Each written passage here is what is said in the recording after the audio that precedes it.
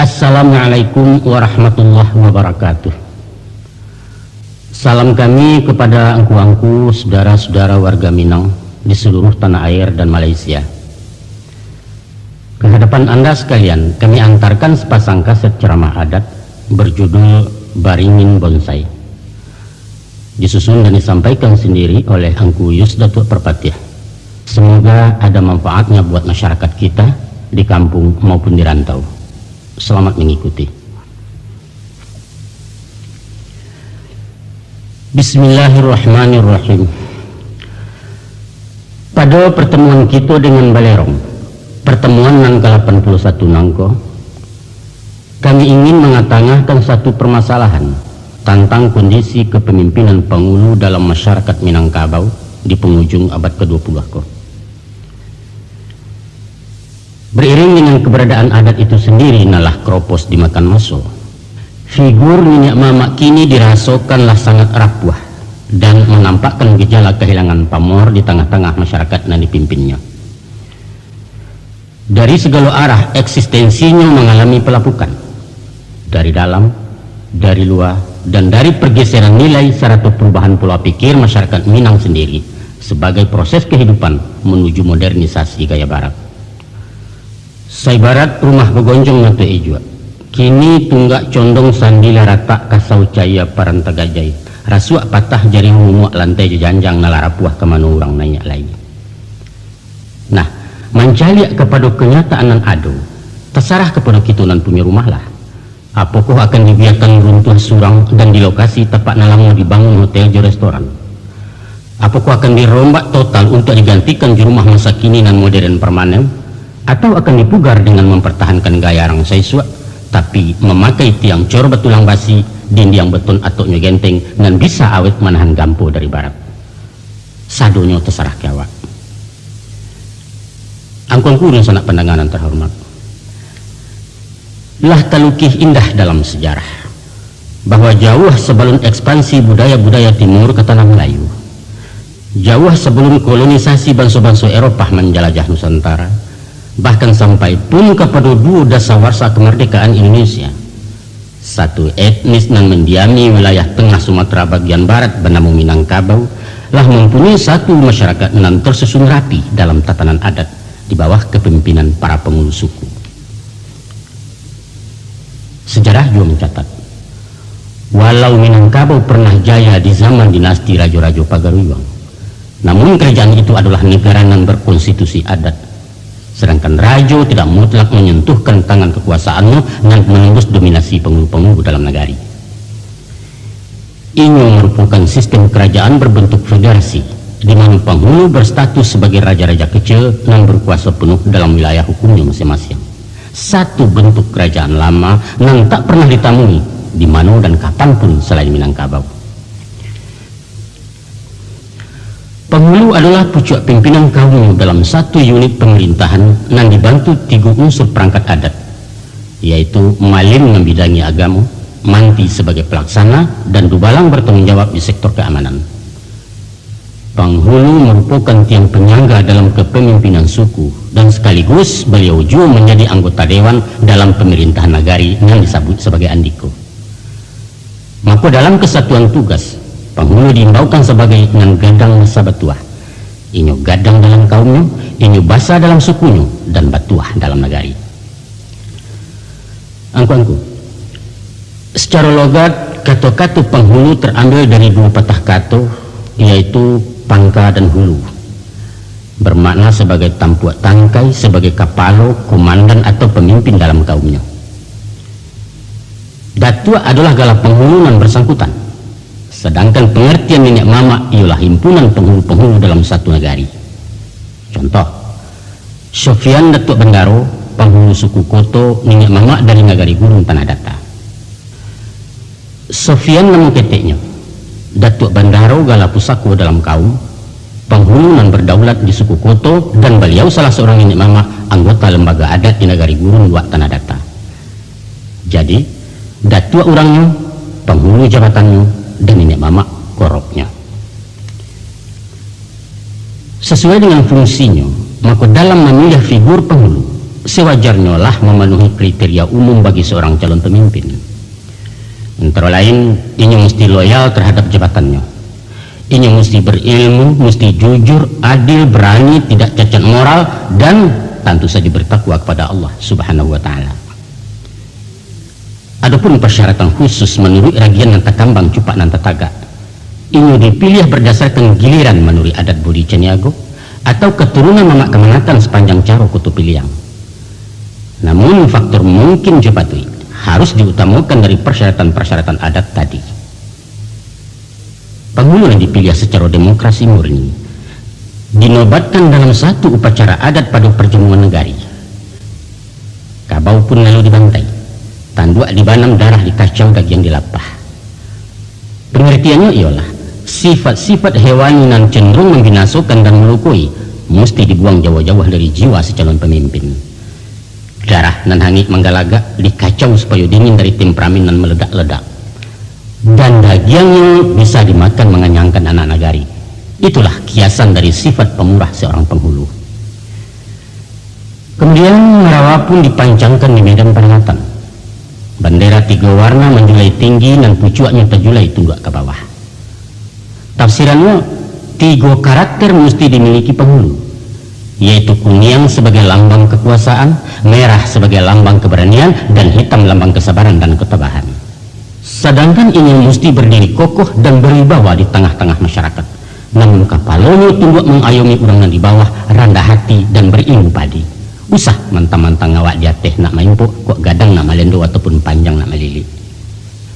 Klimaksnya, sesudah dikanakkan pakaian kebesaran dengan atribut yang mengandung banyak falsafah, maka dilatihkanlah badia sedantam dengan gagahnya ke muka bumi si pongong sampai ke langit. Itulah ikrar kepada manusia dan kepada Allah sebagai sumpah janji jabatan yang mesti dipertanggungjawabkan di dunia dan akhirat.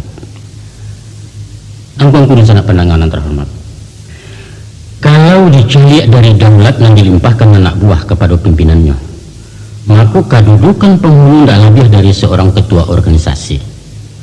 Pemberhentiannya tidak perlu menanti harus 1 masa periode, tapi sehari selalu dijujuang berisuak bisa terluncur kalau membuat sumbang salah. Kok puncu marara ulu, kok pasak mengguyah mohon datuk baganjua suri banyak lain ke pengganti. Bateh antarun yang dipimpin jena memimpin hanya sebanang kejujuran. Jokoklah tagak di cupi yang menampuh jalan baliku, maka tu indak dengan bana menghukum bak ketusurang di sinan baju balipeknya. Sebab kekuasaan cuma saranti yang tinggi jambu-jambuan, sarang duit runtuh ke bawah.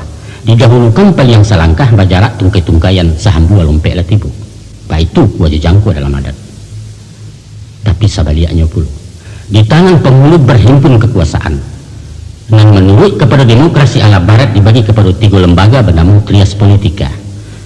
Ada legislatif dengan membuat undang-undang, ada eksekutif dengan menjalankan, dan ada yudikatif dengan mengawasi pelaksanaannya. Di Minangkabau tergenggam di satu tangan bernama kurang menempik jini, sedangkan penghulu sebagai koordinator biang tabuak ganti yang kaputus. Itulah sebab karenanya beliau-beliau diumpamakan bak kayu di tengah padang, tampik berhimpun hamba rakyat mencari keadilan dan kemakmuran, mohon perlindungan lahir dan batin. Ini ulil amri dan wajib ditaati. Tutua sekapa dibungangkan, kakuk setiap dilawitkan. Ini dimuliakan, dipatuahi, dijago martabat jantegisia tuah hendak sampai ke lintasan. Namun bukan dipuja setinggi langit semacam kepala suku orang Indian. Orang yang dianggap suci, yang dianggap angker diputuskan di sampah-sampah. Bukan. Jua bukan bak sosok bangsawan di negara feodal nan diagung didewakan. Kok sumbang bana katanya wajib mangguak, kok salah parangainya dipuji di bawah galak, membantah awak walat melelo gadang rusuhnya. Pun ini bukan malaikat nan tak boleh salah kebal hukum. Bukan pula raja-raja absolut nan berkitabullah di tangan memerintah semua gue. Siapa berani mengariti upah di balang kemandaram tiang gantungan menantikan. Bukan nangkuangku.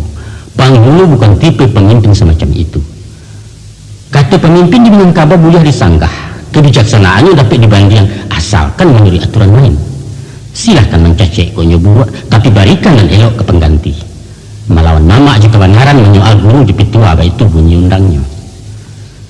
Martabat Mebana mengatakan, mantang-mantang awak bak bakari indak boleh sembarang sintak bapikia dulu ke manikam.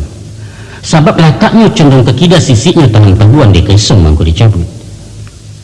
Butiangnya arek ketangkai tabuah yang bukan di ambalau, gembonya tangga-tanggalan huyah nampantang urak ungkai. Arek-arek lunggah, itu istilah dalam kampung. Masak lah padi ngarang suak masaknya berbilang tangkai menyabi sambil menggaro. Kabek sabalik buah sintak rumit lah orang nak mau kai tibu dan punya rarak saja. Nang punya kedaulatan adalah rakyat. Jokato sepatah hasil rapek buhuan arek tangga surang berserak kayu sejujuangan. Tapi kok orang lain datang melarak alung kaguyah dek Mariam entah kok kabek makin dago. Angkang kudu sana pendengar. Dengan sikap masyarakat yang kritis selektif ke penghulunya, Minangkabau lah melayakan pemimpin-pemimpin piawai tahan uji. Terpercaya dengan pamor yang timbul dari dalam karena prestasi, bukan pemimpin Karibi mahajan tuah di baju sarek bintang. Sehingga ndak saja kadang jelas ngawak kukuaknya nyari yang di kandang orang. Power kekuatan dalam pribadi-pribadi tangguh, the right man in the right place kata orang muda, orang yang tepat di posisi yang tepat. Baiklah Minangkabau. Sanggup bahaya di salo-salo galombang yang mahampeh, beragam paham yang masuk bajini agama datang. Buddha juga Hindu pernah singgah, Nasrani mencoba lalu komunis tibu ketandang. Namun sadonya itu tamu tapasah kehujanan. Jajak lipua baunya hilang setapak adat tak beranjak. Hanya Islam yang diambil ke mama rumah menjadi sandi tampek tagak, karena ini memang mengukuh menyemperonokan, bukan merombak bentuk lamu. Di samping itu, penjajah datang bayang dimuncung Mariam memerintah. Sehingga kekuasaan penghulu dikarek-karek dipatahkan, ditutuh dahan tuanya diratih yang durinya, tapi buahnya tetap berduyun mungkanan orang sanagari. Jaulando takui dek Mariam jo Japang tunduk dek dajalnya, namun atuk sesunan tak berubah. Main memacik kitab juo manti taguah juo manah gubalang menganggam gue, martabat bundo tak nyusung yang penghulu tetap berdaulat. Baik itu dari siswa sampai merdeka dilawakan, balanjut tanah kemudian hingga batih kesa generasi. Ini bah, nah itulah persoalan kita. Di ujung-ujung abad ke-20 kok di era dunia lah merupakan seruang rumah kacau tembus pandang. Dan apapun terjadi di sudut-sudut bumi langsung bisa dilihat dan didengar dari bilik surang-surang. Di saat itulah keberadaan penghulu tinggal galah sama tomatu. Ujinya masih balamu, masih memakai saluat tinggo berbaju hitam balah sariak Sarawak gadang gunting Aceh. Langkok si samping benang makaf selendang kain balapak becawek bejumbai-jumbai saratu tungkek kayu kamat. Tapi di sapo ndak berbunyi, diimbau ndak menyamik, karena memang beliau bukan lagi sosok Andiko tempo dulu. Beliau kini barang pajangan untuk dicaliak-caliak orang lalu. Sanjungan ke nenek mama bukan lagi bak beringin menengah koto. Nan baurek cukam ke bumi berpucuak cewang ke langit, hujan ke bakih rambat tabuh ke paneh tampek orang balinduang pedoman dagang dari Jawa. Tapi beringin bonsai di barando wangku-wangku. Nan urek takungkuang di dalam pot pucuak dirogek petang pagi. Hujan kok lai ketaduhan, paneh pun lai kelindungan tontonan tamu orang betandang.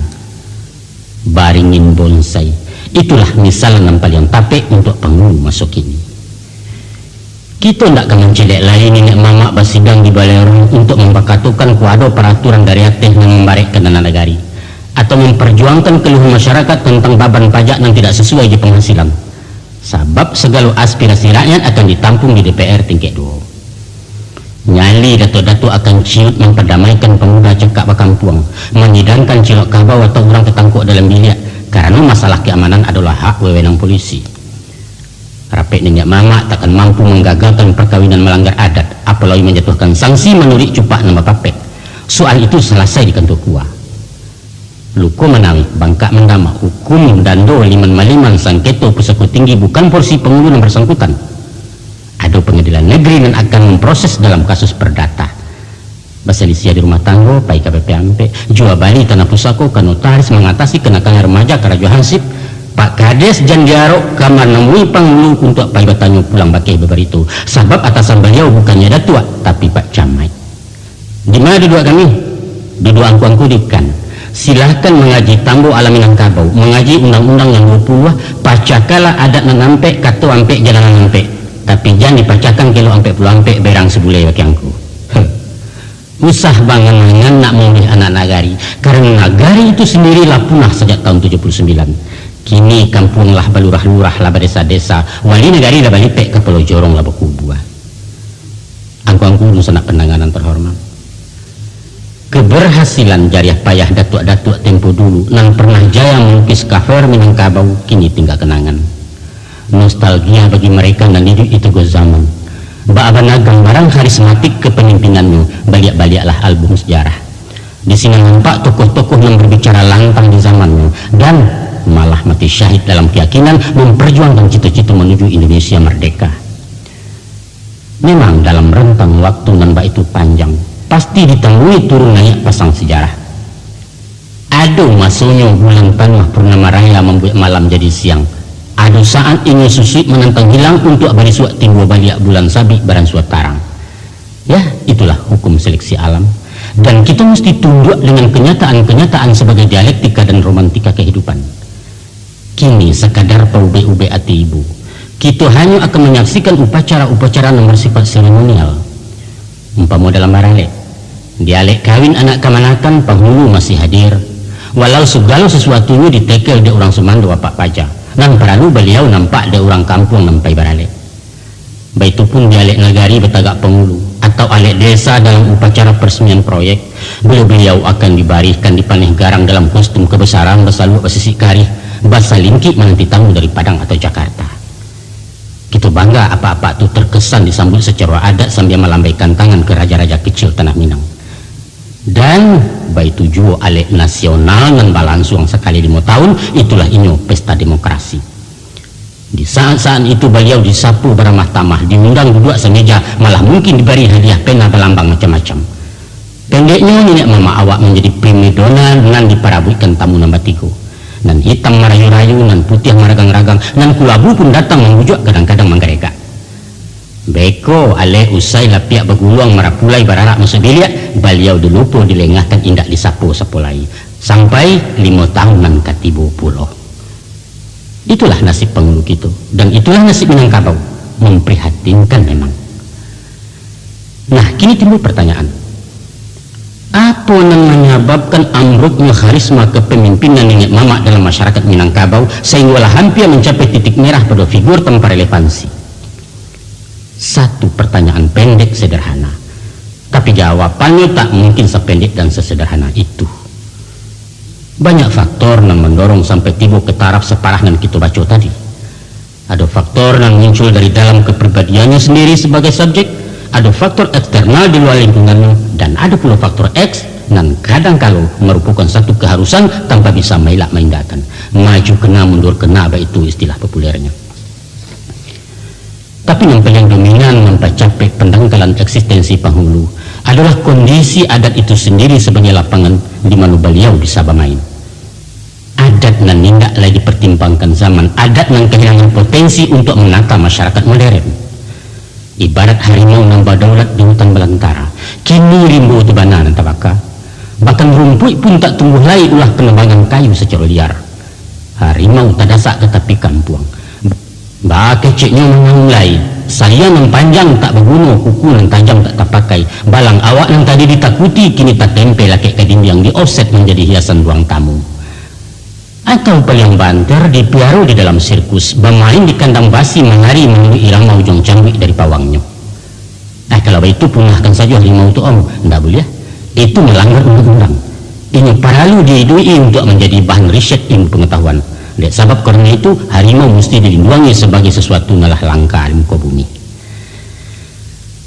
Angkuanku yang sangat dan terhormat, kalau kita namun menyegi secara jujur dengan keberanian moral mengintrospeksi diri sebagai pemakai dan pemilik gala pusaka dalam adat, maka kita akan berhadapan dengan 8 penyebab krisis kepemimpinan penghulu di Minangkabau. Ampe unsur yang timbul dari dalam, ampe puluh nambah sumber dari luar. Adapun yang ampe dari dalam ialah 1. Kemiskinan ilmu pengetahuan dan sempitnya wawasan kemasyarakatan. 2. Kurang tapik memilih tokoh non potensial. Yang ketiga, moralitas non rendah sehingga merusakkan citra nenek mama. Dan yang keempat, kemasukan pola pikir luar yang bertentangan dengan kaidah-kaidah adat. Adapun nampak penyebab dari luar yaitu satu, pembaharuan sistem ketatanegaraan kita.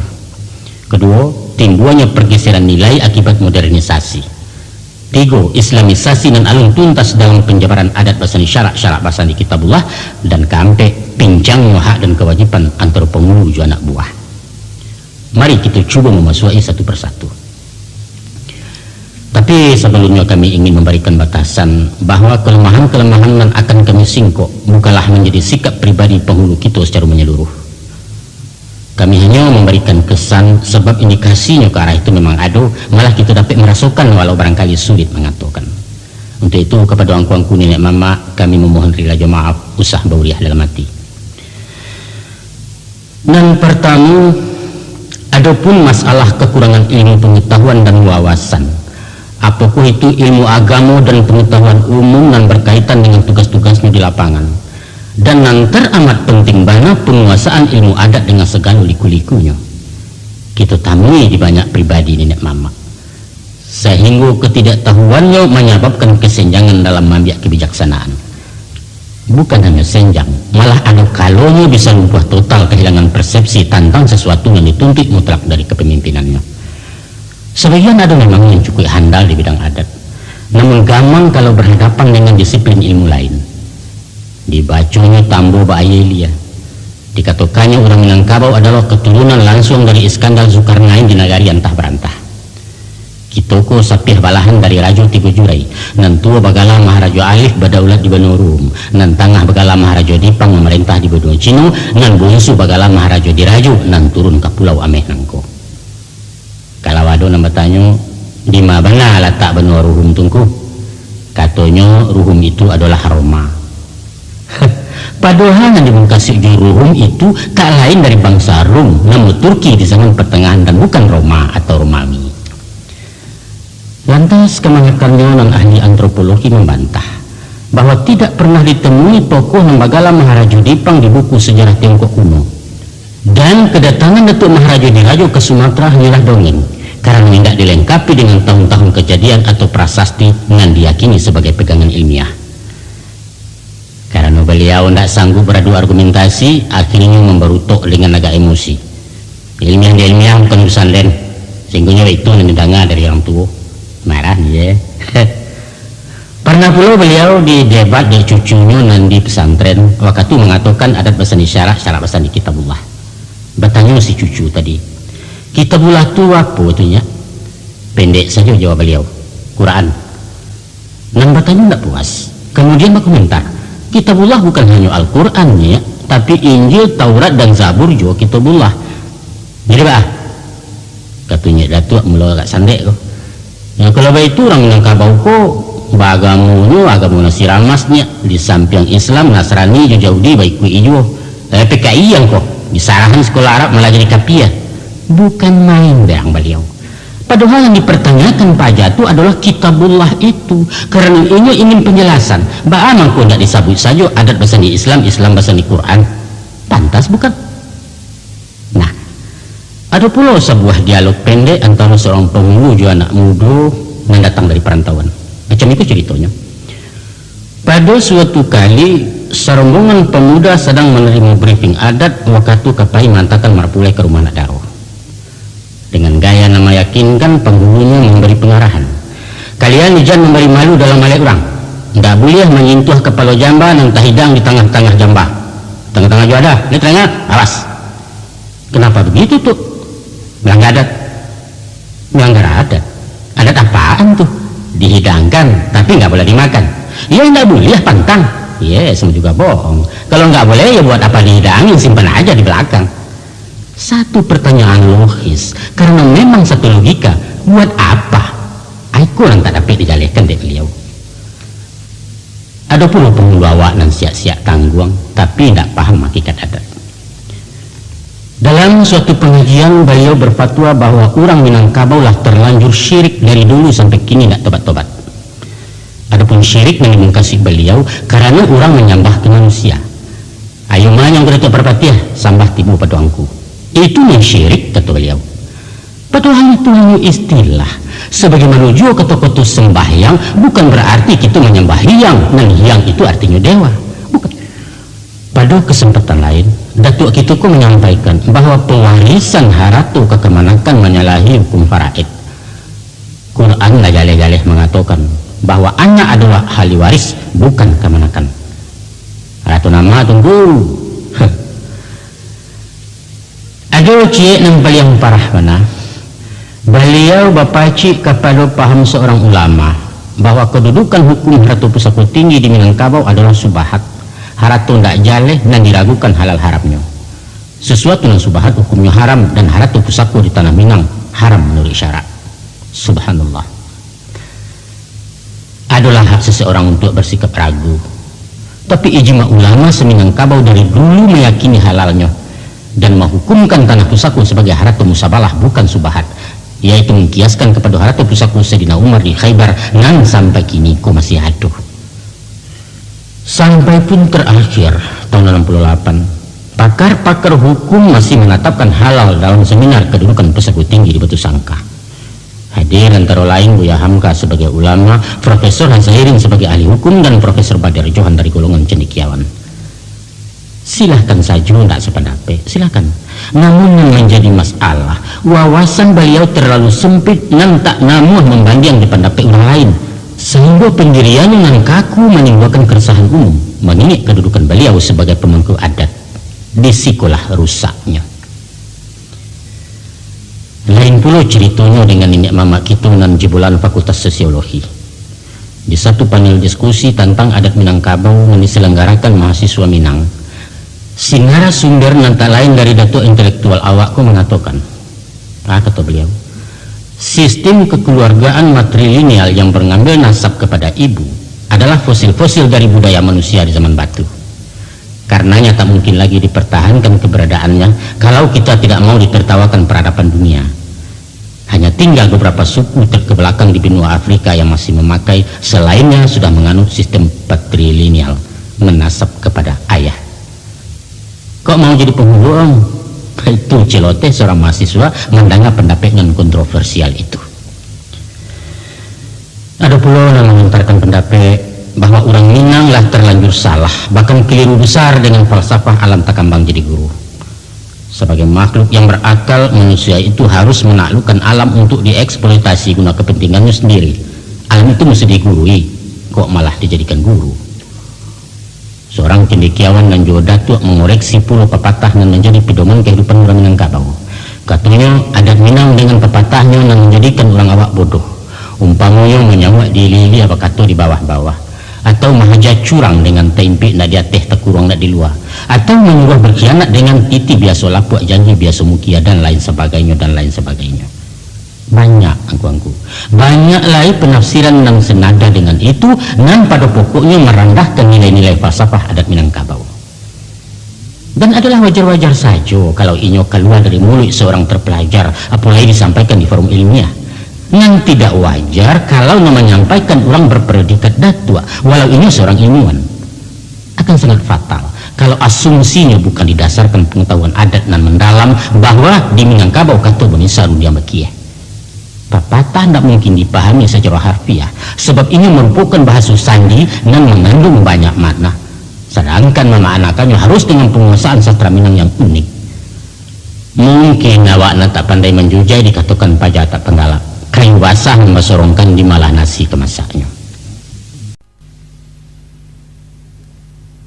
Itulah beberapa contoh ketidaktahuan penghulu berpendidikan tinggi tentang saluk-waluk adat. Walaupun disiplin ilmu tertentu beliau menguasai, malah mungkin terbilang pakar, namun di bidang ilmu adat masih jauh di bawah standar. Memang sampai kini alun pernah ada buku lengkap dengan menyuguhkan uraian adat istiadat secara rinci dan sistematik, kecuali penulisan tambo dari beberapa versi. Sedangkan untuk mempelajari dari sumber tak tertulis, artinya bertanya kepada mentau, mereka pasti keberatan. Gengsi dong, awak sarjana kok kebertanya ke orang tak sekolah. Akibatnya, itulah tadi, salah sami, salah kaprah, membuat interpretasi sendiri yang kadang-kadang ngawur nak tahu arah. Pernah terjadi satu kesalahan kecil tapi prinsipil dan menyangkut pelecehan martabat nenek mama. Sekiranya di kampung nggak mungkin bisa ditoleransi, malah barangkali tiada maaf buatmu. Untung sajalah kasusnya di perantauan, di mana orang tidak terlalu peduli dengan kemurnian adat. Yang penting segi seremoninya, formalitas dan berhura-hura. Macam itu kisahnya. Sebuah organisasi nenek mama dan anggotanya cuma penghulu-penghulu pilihan dari kalangan elit. Pada suatu hari melaksanakan musyawarah di hotel termewah yang terletak di jalan terbesar di kota itu. Acaranya sekitar pembinaan adat alam Minangkabau. Maka dilayangkanlah surat undangan di amplop cetakan maha, alamat ditulis dengan komputer. Kepada yang terhormat Bapak Dr. Andes Anu, Bapak Haji Fulan Kolonel itu. Nan tertulis di surat undangan bukan imbauan adat sebagai datuk, bukan dalam pusaku yang membantaikan kabau, tapi nama ketik beliau. Kebetulan ada seorang penghulu tauju adat nan tersinggung gadang sesudah menerima surat undangan. Beliau ingin mana hadir, bukan tertarik di acaranya, tapi untuk melabrak pengurus yang tak tahu jampe. Baru saja acara dibuka, beliau menunjuk minta wakatu nak mengecek agak sepatah ingin menyampaikan unek-unek. Dengan semangat menggebu-gebu meledaklah emosi yang tak pandang menyasak dadu dari kepatang. Tapi alun selesai Datuk Angkatan 45 wak ke pidato, jantung beliau mendadak ampal. Plak, langsung jatuh. Sebelum dokter tiba, beliau lapai, innalillah wa inna ilaihi raji'un. Malapetaka di tahun 90 itu adalah simbol dari satu pekerjaan yang tidak ditangani oleh ahlinya. Organisasi adat mempakatokan adat yang diundang-undang pemangku adat, tapi caranya tidak beradat. Kesimpulannya angku-angku sanak pendengar semua sekali. Melihat kepada perannya sebagai pemimpin, pucuk bule-ulek nan tunggang di masyarakat, seyogianya lah penghulu itu dipersiapkan atau mempersiapkan diri untuk kelengkapan ilmu nan memadai. Hendaknya menguasai seluk-beluk adat, paham serta mengamalkan dasar-dasar agama dan tidak terlalu butuh dengan ilmu pengetahuan umum. Untuk menjadi seorang penghulu, memang tidak dituntut figur yang serba tahu ahli di berbagai bidang, tidak. Umpama dalam adat, tidak perlu apa tambu alam Minangkabau, tidak penting bana pidato sembah menyambah, tidak harus mengecek dalam setiap rapi. Tapi pokok-pokok adat dan karakteristik orang awak mutlak wajib dikuasai. Baik itu pun di bidang agama. Antara adat di agama lah terjadi satu persenyawaan kental. Tindaklah benamu adat kalau menyimpang dari agama. Namun tidak selamanya hukum-hukum adat itu sama dan sebangun je hukum syarak. Ada yang tak sama tapi tidak melawan, dan masih ada hal-hal yang mesti diluruskan menjualnya sehingga kita betul-betul konsekuensi dengan doktrin adat peseni syarak peseni kitabullah. Dan yang lebih paralu dari segala yang paralu adalah pengamalan dari apa yang kita yakini. Dibaca bana semuncak mati terambau kaladang membola dia yang luku lepau keduanya adat di syarak Minangkabau ba umpama awal je tabiang sandal-sandal keduanya, tapi penghulu tidak sembayang di sekolah tagajainya saluat nama pakai. Begitu pun tentang ilmu umum. Nenek mama itu tidak mesti orang sarjana, orang bertitel kok dapat itu narancak. Tidak harus bagalah SH karena pengadilan adat pada pokoknya memakai asas kekeluargaan, kebijaksanaan nang penuh tenggang raso basiang date tuah baragu date rupu. Hakikat keadilan versi Minangkabau tidak pas sama jiwa KUHP. Rumusnya bukan menimbang semua barek mempuak semua gadang, tapi memakai alwajo patut tak letak suatu di tampeknya. Pun tidak perlu ilmu manajemen karena adat itu sendiri bukan sebuah perusahaan. Memimpin masyarakat Minang tidak usah memakai teori-teori pemerintahan, kok kunun pula menerapkan gaya orang luar, tidak perlu. Malah akan mendatangkan kontradiksi.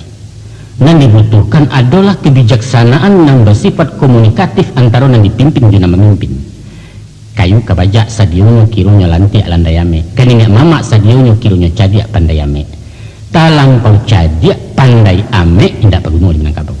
Yang diperlukan hanyalah orang yang sadang cadiak, orang yang mampu berbuat pandai-pandai dalam bertindak, imai-imai dalam berundiang. Cukup itu saja.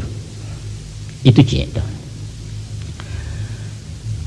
Masalah yang kedua penyebab melunculnya wibawa penghulu masuk ini ialah sulitnya memilih calon datuk yang potensial berkualitas.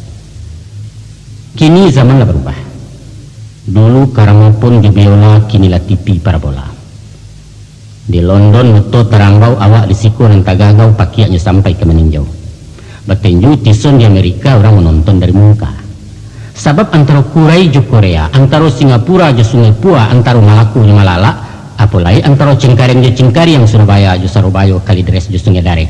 Lahum pamu hendak banjara, angku rasu dibalik-balik dindiang. Begitu canggihnya penemuan teknologi, sehingga bumi Allah ko lah tinggal segadang mau purui.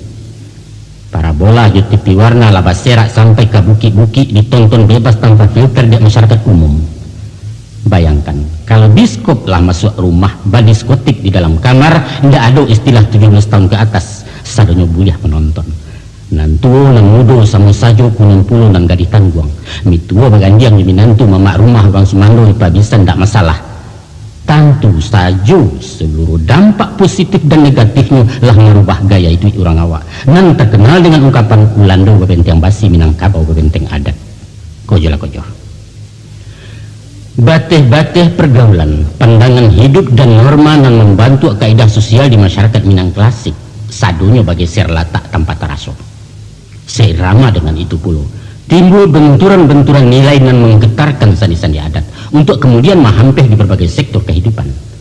Apakah itu kehidupan di bidang ekonomi, kehidupan di bidang pendidikan, di bidang kamtimas, hubungan muda-mudi, pergaulan remaja, dan bidang-bidang kehidupan yang lain. Dan kasadonya itu akan bermuara pada keruntuhan nilai-nilai moral dan disiko dikatakan budi. Orang Jawa mengatakan tata krama.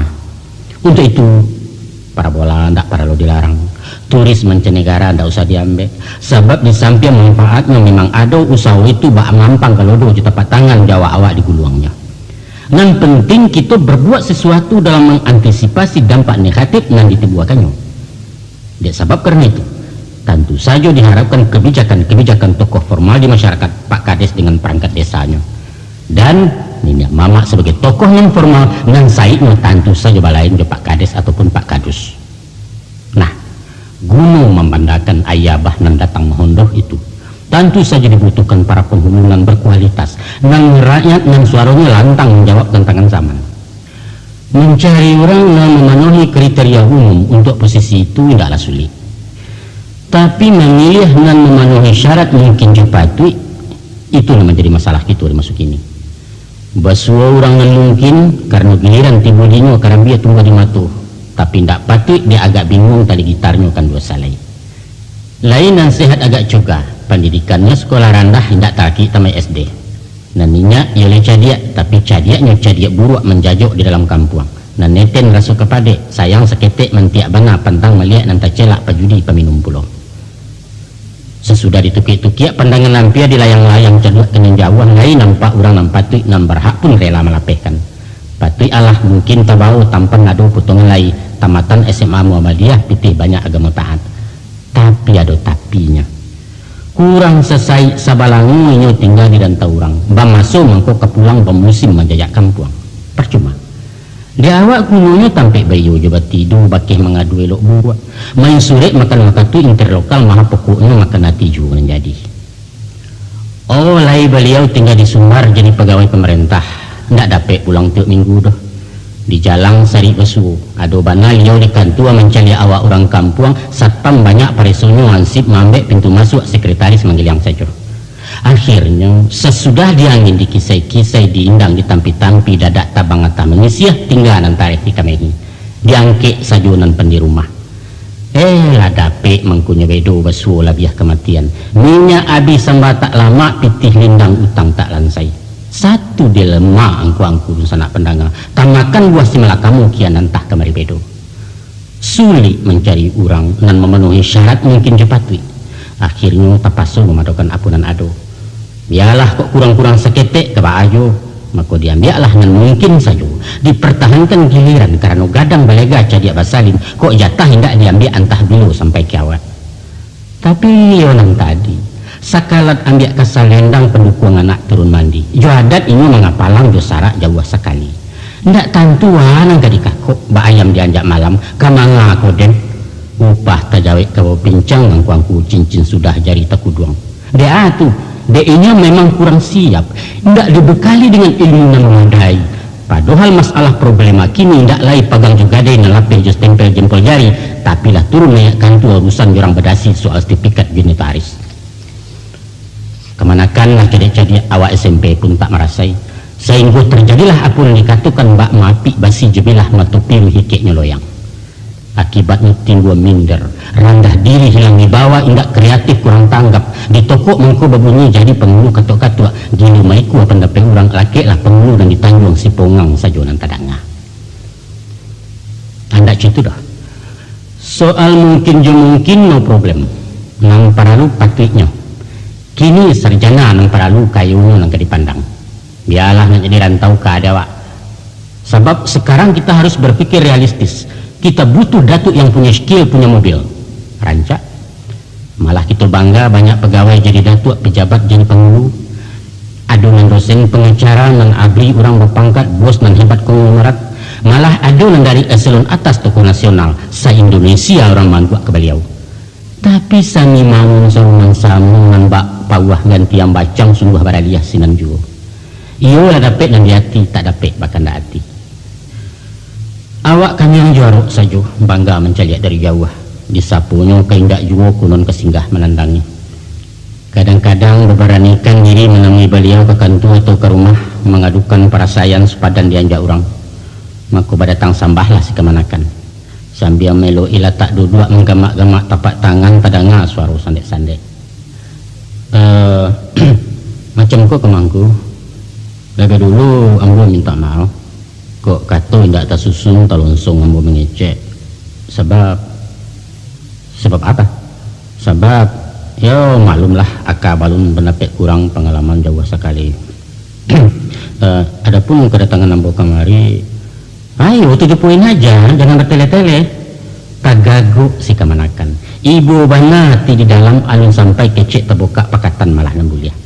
Awak datang pe mengadu di katukannya tele. Sebab tele bahasa awak sama jobloon cara Betawi atau goblok bahasa Jawa. Terjadi miscommunication, timbul salah kaprah nan membuat jarak kejiwaan antara nama memimpin dan dipimpin, satu kondisi nan tak mungkin berkembang ke pemimpinan yang leadership. Maka lunggalah kedudukan penghulu intelek di mata anak buah awam. Nan mbak lagi yang lunggah pengaci, tajam tak bisa dipakuakan gunci yang tak dapat dicucuakan. Tadanga kacika di palanta. Beliau iyalah penghulu, tapi lapang hulu. Nah, itulah problema masyarakat adat kita termasuk kini yang ganggu. Sulit mencari orang nan tape nan memenuhi kriteria mungkin secara patri. Lainan patri tidak mungkin dapat, nan mungkin patri kurang. Dia indak kama kapai diambil saja salah cie asal jarundo tak bunyi. Apa yang dapat kita harapkan dari kondisi semacam itu? Nah, dua masalah dan kita singkok. Kini masuk ke masalah nan ketiga, yaitu moralitas nan rendah menjatuhkan citra nenek mama.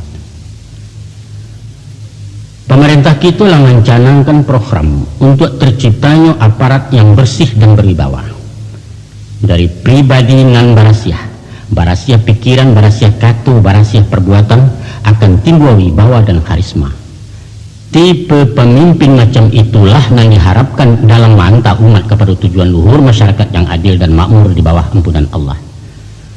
Baik itu program organisasi negara dalam skala makro, apalagi organisasi adat yang memang landasan berpijaknya adalah moralitas. Sedangkan moral itu sifatnya sangat sensitif, dan di Minangkabau tidak dapat dirumuskan dalam kalimat, sebab ini bukan untuk dikatakan, tapi untuk dirasukan.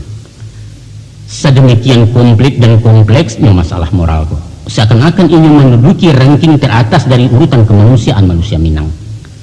Memang siapa pun tahu bahwa cadiak pagunung kabatanya kain paralu kabatenggang bagak tapakai ke mengadu. Tapi baalah hebat santiang orang kalau budi kasar perangai kasih sebelah mata takkan dipandang. Ko itu indak berbudi mematuhi bana cadiaknya orang melengah. Melimbak kekayaannya orang tak acuh, ko api disangguakannya orang indah kemangawak. Makanya banyak pepatah jupa titik, banyaklah pantun jo ibarat ngamang di bidaran ungkapan kata bakiyeh dan menuntun orang Minang jadi manusia bersih. Nah, untuk menjadi raja di negari orang pendeka, tentulah orang yang tinggi ilmu sileknya. Orang yang pantas jadi penghulu pangka jahulu orang baradat, pastilah nan babudi luhur, mempunyai akhlakul karimah, moral dan etika. Memikik balam je balam menjari punya je punya baik itu bunyi falsafahnya. Tapi yang kuangku dan sangat pandang. Dek kuaitnya gampo mahoya gaganya sampai kapitalo Rupanya bukan saja pucuk karambian maliwak rumput di gurun satu bagoyang. Aji mumpung gadang sedang di tangan, kesempatan sedang terbuka. Itulah gejala wabah di ujung abad ke-20 aku. Maka penyakit penyalahgunaan jabatan, kolusi intimidasi untuk kepentingan pribadi menular juga ke nenek mama walau secara kecil-kecilan sesuai wewenang kuasanya. Berapa banyak kita dengar keluhan kemanakan dan kebijaksanaan penghulu yang menyimpang, bakato darah di pusaku memancang tanah wilayah pintu jual di Palapang Pesak Gadai di Palunggah. Sebab dari transaksi jual bali pagang jogadai, beliau mendapat uang adat komisi cara kini. Itu nan sifatnya perorangan. Aduh nenek mama di satu negari dan sampai hati mengobrol gala penghulu kepada orang dari daerah lain yang tak berhak dengan imbalan macam-macam. Masya Allah. Ada pula beberapa orang penghulu yang melekalisir batagak datuk di perantauan, entah di mana letak supadan ke mana simpang sapiahnya yang jalih beliau konglomerat. Pernah di tahun 70-an kuangku, gala datuk merawat gadang dianugerahkan kepada seorang pejabat tinggi Putra Sunda. Walau beliau sadar banget bahwa gala datuk di Minangkabau tidak sama di datuk di Malaysia doh. Atau gala bangsawan negara lain yang bisa dihadiahkan. Atau gala keserjenaan yang disabui honoris causa. Mungkin saja motivasinya bukan material. Tapi apapun alasannya itu yang menciutkan simpati masyarakat ke orang adat. Bukan kita sampilik juga lah kehormatan. Bukan tidak pandai menghargai jaso. Tapi tidak ada sudah si pasinya gala datuk ada diadiah. Sentot Ali Basha, komandan resimen di Penegoro yang pernah membantu rakyat Minangkabau melawan Belanda, tidak diagih gala datuk aduh. Kurang apa jasa Ajeku Salim mengharumkan nama Minangkabau? Apa kurang gadang merawan yang dikibarkan Pak Hatta, Pak Yamin atau Sultan Syahrir? Seorang pun tidak ada beliau yang dianugerahi gala datuk.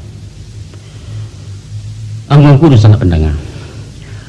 Kedudukan penghulu itu antara lain disimbolkan dalam ungkapan nantai tampai batanya pulang bakeh beberito. Dalam konteks itu, hubungan antar penghulu dan anak buah bukanlah hubungan tugas, hubungan kerja dan harus dipertanggungjawabkan secara administratif. Pengertian batanya sebelum pai, indak sama doh menghadap mohon petunjuk dan lazim dilakukan bawahan ke atasan. Dan babar itu sesudah pulang melain dia laporan dari prajurit ke komandan. Tapi ini lebih merupakan basa-basi sebagai perwujudan rasa hormat oleh rakyat ke pemimpinnya.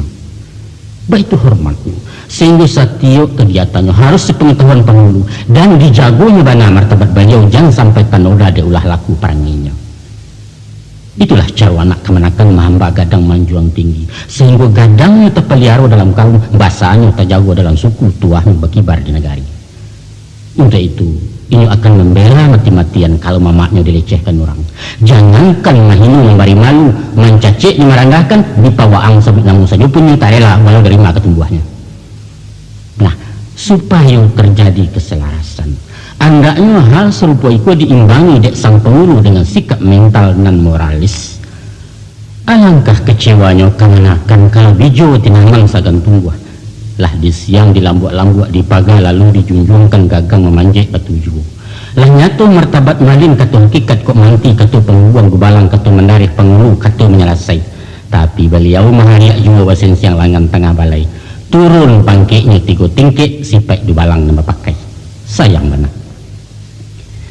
Kok nyak datuk satu bagurau indahlah salah. Sebab saluang jadendang adalah seni budaya tradisi Minangkabau yang mesti dilestarikan. Apalagi sifatnya memperhalui masa budi. Namun harapan kami, mohon minyak menjaga jarak dengan pihak gurau kalau namudu banyak kandak. Lek pengaruh dangdut lagu kini selalu laku muah satu latah, pantunya barek ke kidal judulnya mantan taha. Tadangan ku minta lagu bernama rok beremot bersorak orang sebalik ke milagata dan miangnya. Usahakan bayaklah. Kumuh pakaian lantakan baju minyak punya kami yang ku menumpang memakainya. Walaupun paruhlah bakarek sayuk je kuku laba pontong indak salah ku meri nampak. Di paunan di paburuan di lapiak meja domino di tanah lapang olahraga. Nan pinta je pintu kami. Uku aja jangko jang talampau cupak je gantang je malanjuang. Di mana letak watenya angku nan paham tentang itu. Kalau wainya merandam kulit lapuaknya sampai ke pengubah binaso tarikh nan di dalam. Kok bulan tu mana apa penyakit ke mana bintang minta tawa bayi lauratuk di nang kalam. Angku sangat pendengar. Iku faktor keempat atau terakhir yang menyebabkan menyusui tuah nenek mamak di negari. Dalam menerima budaya luar, Orang Minang tidak bersikap tutup pintu. Dari manapun datangnya silahkan masuk. Tapi nyo selektif dalam memilih dan memilah nama yang cocok untuk dipakai. Ada yang ditransfer diterima bulat-bulat sebagaimana aslinya. Ada yang ditolak sebab merusak tatanan adat, dan banyak yang diterima sesudah dimodifikasi sesuai dengan selera Minangkabau. Dari dulu sampai kini orang awak senantiasa memperkaya khasanah budaya dengan memasuk dari barat maupun timur untuk kemudian diklaim sebagai milik Minangkabau. Mari kita cari beberapa bukti di bidang mode pakaian, termasuk yang diabadikan sebagai pakaian adat. Bahan saluk mesti dari batik, sedangkan batik adalah khusus hasil kerajinan orang Jawa. Tapi orang awak tidak memakai belangkon loh, hanya membuat bantuak sesuai dengan falsafah Minangkabau, sehingga bantuak tadi menjadikan saluk timbul yang dipakai sebagian minyak mamak kini. Baitupun Sarawanya yang disebut Sarawak Gadang Gunting Aceh asalnya pasti dari Aceh. Sesudah disesuaikan banamulah ini Sarawak Gunting Aceh, bukan Sarawak Aceh. Dan dibungkasi gunting di siku artinya mode asal dan hasilnya balain dengan pakaian asli orang Aceh. Demikian juga halnya dengan baju gunting Cina, mengambil motif dari Tiongkok. Bugis Makassar pakaian orang Sulawesi tapi ditanam di Selungkang. Sarawak batik bahannya dari Jawa, kupiah dari Pakistan, palekat dari Yaman. Soal salempang kain sandang antah siapa nama niru. Sebab raja-raja Turki memakainya dan ditepenuhi namanya ulos. Kok ada nama tanya? Apakah mode asli tidak ada yang Minangkabau? Ada, siapa cek kendak. Orang Minang saya suap memakai segala hitam. Babaju kurang balasari Sarawak pansi gedang kaki tekanak di tas segitiga. Baik itu catatan Ibnu Batutah, pengembara bangsa Arab yang pernah melawat ke Minangkabau pada abad ke-10 Masehi. Apa salahnya meniru kalau memerancak, pantas dan tidak merusak barang alamu. Nah, kita cari di bidang kesenian umpamanya. Alat-alat musik seperti rabab adalah gabungan antara gambus dari Timur Tengah dengan biola dari Spanyol. Kucapi hasil adaptasi dari gitar, sedangkan rabana dari Arab, tambua dari India, tasanyo asli Pariaman. Baiklah keterbukaan Minangkabau menyerap sesuatu yang datang dari luar, diadaptasi, diolah, disesuaikan dengan prinsip memperkaya diri, namun tetap konsisten serta memelihara keutuhan apunan ado. Lain halnya dengan budaya lahiriah yang kita sebutkan di atas tadi, terhadap ajaran-ajaran yang bersifat moral spiritual, kurang awak ekstra hati-hati. Apa lain yang mengancam eksistensi pola pikir yang sudah baku. Kita tidak membutuhkan teori-teori dan falsafah kehidupan orang lain, karena kita telah mempunyai landasan yang kokoh dan mapan tahan uji. Kecuali dengan kehadiran Islam yang memang sifatnya penyempurna dari susunan manusia yang tidak sempurna. Kita lihatkan satu contoh, bagaimana wujud budaya Minangkabau itu mempertahankan diri. Adalah sangat mencangangkan para budayawan melihat kenyataan bahwa sistem matrilineal mampu bertahan sampai abad kini, padahal dunia peradaban pada umumnya telah menganut kekerabatan patrilineal. Apa sebab? Karena matrilineal itu atau bebanso kepada ibu merupakan urat tunggang budaya Minangkabau, tampik batumpunya batang serta cabang-cabang budaya itu sendiri secara keseluruhan. Nagari sebagai tanah bakai tumbuh dihabiskan ini tak tagamang. Sebab ko indak di ladang iku di para etan injo bisa hidup disudik pematang subur juga. Tapi kalau urek nalah taboke tamat buaya Minangkabau benipe adat jadi lembaga. Baik itu kokoh tonggak-tonggak demokrasi yang membentengi budaya Minang, sehingga keangkuhan kolonialisme dari Eropa dan feodalisme dari Subarang tidak pernah mampu mendobraknya. Pandangan persamaan hak, kebebasan bicara dan mengeluarkan pendapat, hikmah musyawarah dan lain-lain jaminan hak asasi manusia lah tanggung jawab dalam di pribadi-pribadi orang Minang. Kesadaran bahwa antara pemimpin dan rakyat hanyalah dibatasi status dan bukan kekuasaan lah membantu gaya hidup sebagai manusia merdeka, tapi terpimpin dan terarah menurut polanya sendiri. Dalam perjalanan sejarah, beberapa kali datang kekuatan yang bersifat memaksa untuk meninggalkan prinsip-prinsip itu. Tapi dengan daya fleksibilitas yang tinggi, ini diganggam sementara namun indah dipaci are. Itulah dikatakan anggak geliang namuh dalam nandu tengah tigu. Biar rumah dihoyak gampo nan tunggak di sanjiju, silahkan roda nak baputa sungguh di tengah tak beranjak. Akan tetapi yang kuang kurun sana, kini ada gejala bahkan dirasukan kehadirannya, bahwa disadari atau tidak, Sebagian penghuni rumah gadang lah menggeser-geser tapak rumah dari sandinya. Pernah terlontar dari mulut seorang penghulu berpengaruh bahwa persenyawaan adat juga agama yang tertuang dalam doktrin adat basani syarak basani kitabullah dikembalikan kepada konsep lama di masa Islam alim mencakam, yaitu adat basani alua syarak basani kitabullah. Patik banyak kita khawatirkan kalau itu merupakan usaha untuk membuat jarak antara adat dan Islam malah menyatu bak satunya kuku jodah yang sarasi bahaya dengan ikan. Selain daripada itu, dirasukan pula hembusan angin reformasi di sekitar demokrasi ala Minang. Memang orang awakku terkenal kritis, tapi kadang-kadang kritikannya ngawur dan liar tanpa kendali. Ada kalanya via cemooh dan merusak atau sidang palanta soal mauta. Begitu juga dirapek-rapek di Bandung. Saking demokratisnya, jalannya sidang beliku-liku batele-tele.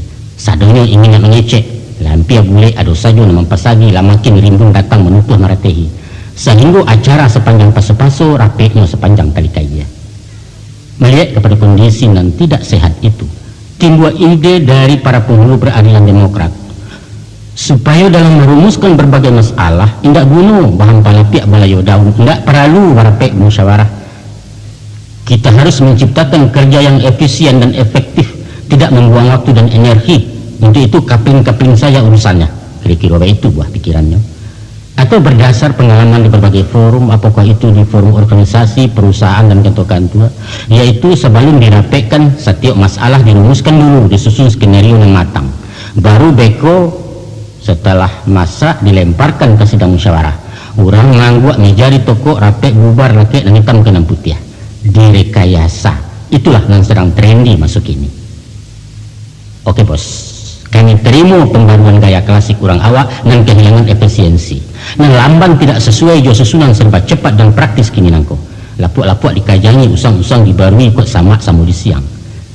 Tapi sayang tujuan elok menabang kayu mati jadi ndak elok. Karena akibat tabang tak bawah cangkih berbunga di ondohnya durian labek di runtuhnya tinayu tanaman dan di bawah. Usahalah hendaknya prinsip-prinsip musyawarahnya menjadi denyut kehidupan Minangkabau dikorbankan dek mengajar target capek sampai. Sebab nenek mama ndak boleh mendinding sampai ke langit mampang sampai ke muaro kata sepakat membatehi. Apalah artinya dapat penjahit kalau kapak pengabung ngalah hilang. Mungkin dari sononya lah tahu juga orang Minang itu memiliki rasa harga diri yang tinggi dan perampasan terhadap apa yang menjadi haknya itu ditafsirkan sebagai pelecehan. Ini tidak butuh penghormatan, cuma penghargaan. Dalam tata krama pergaulan sehari-hari, kita tak akan menampak orang membungkuk-bungkuk, sungkem atau ngesot jalan iku memberi hormat. Cukup dengan tago sapu, tidak perlu cium tangan segala macam. Coba perhatikan sikapnya dalam bersalam. Jarang sekali orang ngawak yang membungkukkan badan kepada orang yang disalaminya, walau dengan siapapun. Dadonya tetap tagak, sebab tidaklah pantas merendahkan diri kecuali kepada Allah. Lain jauh orang, ia semua jawab. Seakan-akan baik itu pendiriannya dalam dunia pergaulan. Maka bagi yang tak tahu jo karakternya akan mengatakan bahwa orang Minang itu keras kepalamu, susah diatur. Padahal bukan. Kalau mengerti kiatnya malah paling patuh, mudah dibawa kerjasama. Kuncinya usah disuruh tapi diajak. Jangan diperintah harus begini, mesti begitu laksanakan. Jangan. Kalau nak menyuruh, suruh aja kata-kata. Ayo ngolah sama-sama wakai. Pakaikan ilmu memandikan kudu. Tuanmu dulu masuk ayah baru kudu tajun baranang. Dalam bermusyawarah, tolong dengarkan pendapatnya walau tidak diterima, tapi usah dibawa lalu. Sebab sifatmu tidak menerima sekalipun minum. Beralah kalamaknya, orang Minang tidak terbiasa makan pisang tekubak. Rekayasa tidak laku di tanah Minang, konon pula main tunjuk, main cambui. Sorry Mek. Oleh sebab itu, sikap sebagian penghulu yang terlanjur latah rekayasa, bisa diatur dan lain sebagainya, takkan mendapat simpati di hati anak buah. Malah akan membuat jarak dan mungkin antipati. Tentu saja, dengan kondisi semacam itu, nenek mama akan kehilangan tuah, kehilangan popularitas dan wibawanya. Hal yang pasti merugikan kehidupan beradat dan kehidupan bermasyarakat. Itulah ampek faktor penyebab yang timbul dari dalam terjadinya krisis kepemimpinan nenek mama sebagai pamong di masyarakat Minangkabau. Nah, kita masuk pula kepada empat faktor yang datang dari luar lingkungan pemangku adat itu sendiri. Faktor pertama ialah perubahan sistem ketatanegaraan Republik Indonesia. Dalam menata pemerintahan desa di seluruh Indonesia, Menteri Dalam Negeri mengeluarkan Undang-Undang Nomor 5 Tahun 79. Dampaknya untuk Minangkabau ialah tergusurnya kedudukan nagari yang selalu salah menangko menjadi tingkat terbawah dari jenjang pemerintahan. Posisinya kini digantikan desa di tingkat 2 atau lurah di Kota Madia. Dan wilayahnya adalah jorong-jorong sama Soba Nagari siswa. Perbedaan prinsip antara wali nagari dulu dengan kepala desa kini, antara lain wali nagari yang sebelumnya bernama penghulu kapalo atau nyek palo, dipilih nenek mamak dalam nagari bersangkutan dari kalangan sendiri, dan ia bertanggung jawab kepada majelis adat semacam kan kini. Fungsi camat hanya mengontrol. Sedangkan kepala desa atau Pak Lurah dipilih langsung oleh rakyat, kemudian dikukuhkan bupati kepala daerah tingkat 2 dan bertanggung jawab kepada camat kepala wilayah. Manajemen dan kepemimpinannya sudah terpola dari atas, begitupun perangkat-perangkatnya secara terbatas wewenang masing-masing. Di pemerintah nagari dulu diprogram berdasarkan kebutuhan sesuai dengan kondisi dan situasi nagari bersangkutan. Bagaimanapun dampaknya dirasakan, itikat pemerintah pasti elok, dan itu merupakan satu keharusan dalam mencapai jaringan pemerintahan yang lebih sempurna. Lanyoknya pemerintahan tradisional nagari hanya merupakan ekses dalam pembangunan. Ibarat kata pepatah, baluluak dapet cikarau merugi mangko balabu. Untuk itu, kita sambut dengan semangat nasional yang tinggi demi terwujudnya cita-cita masyarakat adil makmur. Kini nenek mamak lah bebas tugas dari fungsi andiko di nagari. Ini bagaikan pejabat yang menjalani masa pensiun, keceknya hendak didangalai, kebijaksanaannya hendak terpakai. Aso suluk 2 selayu 3 padang sampai kumpani, daun wawak nang kodohnya kini orang lain mengamudi. Tapi syukurlah, tagamang lain menjawab kok tangi hadu ke memujua. Pemerintah daerah Sumatera Barat mengeluarkan peraturan daerah nomor 13 tahun 83 yang isinya menetapkan bahwa nagari adalah sebagai kesatuan masyarakat hukum adat di Provinsi Sumatera Barat. Paradok, penguasaan dan pengelolaan hak-hak eks nagari tetap ditangani nenek mamak melalui lembaga dan menamakan kerapatan adat nagari. Seumpama pakan, galanggang, balai adat, gurun dan apa saja yang menjadi kekayaan nagari tetap sebagaimana dulu dan kelestariannya di bawah penguasaan camat setempat. Dari komersialisasi inventaris itulah organisasi kan dibiayai. Alhamdulillah. Kiprah nenek mamak tidak sampai dihabiskan, tapi dikurangi. Indak ditarah di cikulicin, cuma sekadar ditutuh di pangke singkek nak sesuai juga nak zaman. Sekali ia gadang, sekali tepian berubah, sekali gajah menyubarang, sekali lantak tercabut. Di dunia ini tidak ada yang abadi. Segala sesuatu akan berubah menurut kodratnya, beredar di jalur rotasi yang telah diatur oleh Zat Maha Pengatur. Dan itulah hidup. Adapun hal kedua yang menyebabkan nenek mamak kurang populer ialah dengan terjadinya pergeseran pandangan hidup akibat modernisasi. Ada 3 masalah puluhan yang membantu masyarakat ke arah itu. Yang pertama, kehidupan di rantau yang tak dijangkau hukum adat. Kedua, hilang ketergantungan ke tanah pusaka. Dan ketiga, pengaruh paham kebendaan dan menipihnya semangat kebersamaan. Mari kita sigi satu persatu. Mungkin dek sari idik masuk Jepang sampai ke zaman revolusi berlanjut ke zaman darurat. Babaju kain kulit teruk makan kecimuh nasi jagung maik bakapan lapik pandan. Maku sesudah terbuka perhubungan sekitar tahun 50, orang awak lingkuik berjalan tumpah ruah keranta orang.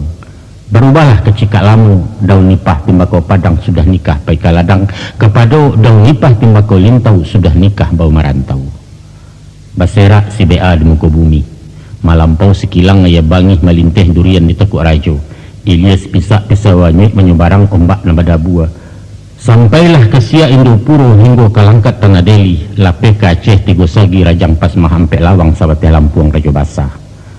Kemudian menjala lapeh ke Bantan, ke Jawa, Tanah Mataram, ke Bugis, Tanah Mangkasar, tiba di Ambon, di Mandadu. Sehingga kini bukan lain hanya Nusantara, antara Sabang di Merauke, tapi rantau dunia antara Jepang di Maroko. Kok sudah roket tambangan mengik pasisia ke telangi si Padang tibu dahulu manggaleh di pasar bulan babelok menurut bintang induk samang di mantuari. Wallahu a'lam bishawab. Angkongku di sana warga Minang dan nambah hormati. Barangkali indak tapik lai istilah marantau untuk orang awak yang meninggalkan kampung. Sebab hakikatnya mereka bukan perantau tapi pemukim nalah maunya kampung orang. Lah berumah batanggu, lah beranak pinak. Pulang sekali-sekali bukan penghuni rumah gadang bertahun bercucuk tanam, hanya sekadar berjalan-jalan bernostalgia baginan tua, rekreasi baginan muda. Maka wajarlah kalau gaya hidup, karakter dan sikap mental lah dibantu dek budaya negari di mana tinggal, sehingga makin lama makin bergeser dari pengaruh adat Minangkabau budaya asli nenek moyang. Kalau baginan pernah gadang di kampung, mungkin rasu nalamu masih tinggal. Baso basi tagua jo sapu sagan menyagan nipa bisan dai juo tabaun-baun. Tapi bagi generasi yang lain gadang di rantau, lah jauh panggang dari api. Jangankan bahadat istiadat, cara awak pun ninyo tak paham kok kelai patah-patah. Dan nan ironis nan sadiah bana, kok pulang paja dari rantau mengecek yunan di rumah. Orang kampung lah tada ulu wangi lah tadah dari cangkia. Bapak sokan masisih berdondong-dondong baku mahak bapie-pie jumiso ini nencama tau Sumedang jadi gengsi talatak sate jo kampiun sehingga kalahlah limau dek binalu hilang nan asa dek nan pasa. Kau diperkenalkan ikon mama inyo tercangang heran gadang ba dek mama laki-laki biasanya pedusi di pemama disuruh tangi rumah penghulu inyo bigalak bakikian sabab nan penghulu caro dirantau tuan kadi tukang nikahkan. Udahlah tuah nenek mamak talendo gadang martabatnya jadi lelucon bahan galak. Bantu kekeluargaan rumah tangga di perantauan nyatu-nyatulah bagi saduga bapak yang tagak dari pola menuri adat. Kekerabatannya tidak lain memakai garis mamak kemenakan tapi berpindah jalur kepada bantu ayah anak. Si Upi atau si Buyung tidak punya hubungan batin dengan mamaknya sebab ini cuma merasukan di pangku bapak tidak pernah lebih dia mamak. Sedangkan suami istri pun merasa bebas dari kungkungan hukum adat karena tanah di rumah yang ditunggu piti modal pokok penggalih bukan berasal dari milik pusako tinggi. Baik itu si pek rantau jauh karena keluar sumber, baik itu pulau rantau ampia. Walau dari Kasang ke Kota Padang, dari Lasi ke Bukit Tinggi atau si Tujuh ke Pawikumbuah, dek kampung lah tinggalkan merantau jauh tu mah namanya. Kok tiba mga rumah dari kampung, beliau tamu di orang Sumando. Orang Sumando yang jadi tunggu, kini mamak jadi abu, baik itu aturan main. Itu cie. Yang kedua, hilangnya ketergantungan ke harta pusako. Seirama dengan derap langkah di berbagai sisi kehidupan, kini lapangan dan kesempatan kerja terbuka lebar. Tidak saja menjadi guru atau pegawai di kantor-kantor, juga menjual jasa keterampilan berwira swasta yang sifatnya industri, kok kunung pula pedagang baniago. Sehingga animu angkatan muda merosot tajam untuk memilih profesi sebagai petani. Bahkan ada gejala seakan-akan kerajo maulah tanah itu kurang bergengsi. Padahal kadang-kadang hasil panen beparak lado lebih gadang dari gaji 3 bulan pegawai negeri golongan A. Namun itulah satu kenyataan bahwa di masa kini orang tidak lain mengandalkan hidup kepada harta pusako tinggi. Maka berkuranglah nilai guna tanah sebagai milik adat dilihat dari segi ekonomi. Begitu juga secara sosial. Oranglah mulai anggan maunya rumah gadang. Selain Mbak Raso tinggal di asrama yang memerlukan banyak tenggang raso, berhimpun di satu rumah kolektif dengan banyak anggota keluarga akan menimbulkan banyak puluh persoalan. Lebih eloklah membangun pondok mungil untuk anak-anaknya, biar sederhana asalkan merdeka di rumah awak. Terakhir, orang pun mulai sagan membuat rumah di tanah pusako. Ini lebih berminat membeli rumah perumnas, walau tipe 6x6 tidak masalah, dan perlu aman dan tenang. Ko isu tersesak ke menjual atau diborongkan meminjam PT bank, tidak perlu mufakat di orang lain, tidak ada pihak ke menggugat.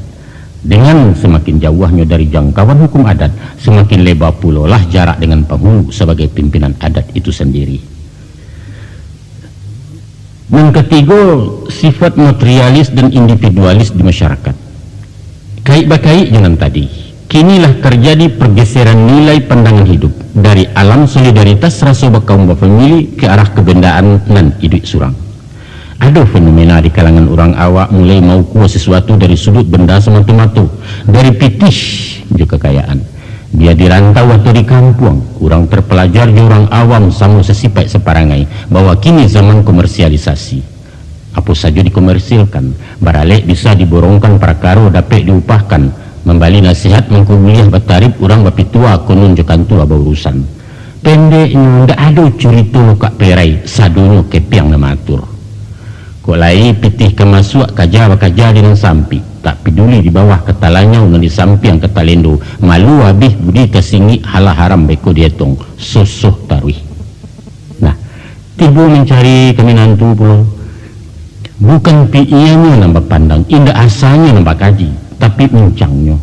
Kok pegawai bara gajinya, kok menggaleh hari betokoh, kok tentara apa pangkeknya. Di nagari adat Bajapui, dahulu gala nan barago kini kok titel nambah tanyo. Kalipah Banalawak turunan Bansu Rajo-Rajo, peduli amat. Emangnya lu punya apa? Bah itu logat orang Betawi. Batu aju pantun jamari. Balingka kutu pembatan ketigu jo kutu tua nang kampek jo kutu gadang. Dahulu asar ang tanyokan kini nang kayo nang paguno nang bansai tinggal di belakang.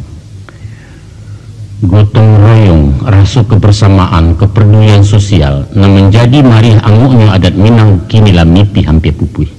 Dan perlu urusan awak, urusan orang lain itu masa bodoh. Nan diurang dan diambil dan diawak dan barikan. Itulah semboyan hidup orang modern. Tolong bantu jarang basuh, salang tenggang besari bana. Tapakia gadih dalam samak tagagau rando dengan kalam urang sabalah kemaliangan. Eloklah hantuk diam sajo takwi ikan tua jadi sasi. Kalau ajaran papatah mengatakan adek hidup kan jalang menjalang, adek sakit silo menyilau, adek mati jangok menjangwak. Tanah sebingkah laba milik, rumput salai laba penuh, tinggal malu walun membagi. Petungkui samu makan kasiak tetilantang samu minum maya. Atau ajaran agama dari hadis, hiduplah bak dua tangan gawi menggawi dinan gata tolong batolong jokarajo. Usahlah hidup bak talingu, walau badampiang badoan dua-duanya saling membulakang sepatah haram basapuan. Kasadonyo lah tinggal katu-katu, kasadonyo simbol kosong hiasan dibia pemanih kecek cedek pandai nyatunyo hidup surang-surang. Sangat pendengar, masuklah kita kepada masalah yang ketiga, yaitu Islamisasi adat Minangkabau dan alun tuntas Samparono. Sebagai hasil produk daya fikir manusia dengan segala keterbatasannya, adat Minangkabau bukanlah teori kehidupan yang maha sempurna. Ini mempunyai kekurangan dan kelemahan, ketidakpastian, apalagi kemampuan menyesuaikan diri dengan zaman yang tak pernah diam. Untuk menjadi satu ajaran yang konstan, lestari dan tahan uji, ini mesti merujuk kepada ajaran ciptaan Tuhan. Dan itulah dilakukan Minangkabau sesudah Islam diterima. Kemudian ditempatkan di landasan yang paling ideal, itulah ini adat basani syarak basani kitabullah. Akan tetapi, perpaduan adat jo agama indahlah tercipta itu saja. Datang, berubah dan jadilah doktrin adat basani syarak basani kitabullah. Indah. Dalam rentang sejarah nan panjang selama lebih kurang 7 abad dan melalui proses demi proses, barulah adat itu praktis menyandar ke batang Islam. Ini tercipta menjalang pertengahan abad nan ke-19 sesudah terjadi selisih paham antara para pemangku adat dengan grup ulama revolusioner Harimau nan Salapan. Kemudian berkembang menjadi perang Padri dan mengundang Ulando ikut campur sampai menjajah. Sebagaimana karakternya, orang Minangkabau selalu hati-hati pencemburu dengan setiap yang datang dari luar. Baik tujuh halnya dengan kehadiran Islam dan dibawa saudagar-saudagar yang merangkap dai dari Arab ke India. Dan para misi Islam itu paham bana kalau sifat orang Minang pantang digurui. Mulanya tagak mencaliak, kudian baru menyimak, kok lahir rasa kailok baru tagarak nak meniru. Itu pun secara diam-diam. Ibarat orang menyubarang, diraso-raso dinginai dia aju-aju bara dalamnya, tahu-tahu ria indak karuah pun tidur, orang tak tahu di tapian menyerah sampai di Subarang. Maka Islam yang tak dimulai je pidato sifat mahaja, lamu-lamu dapat simpati.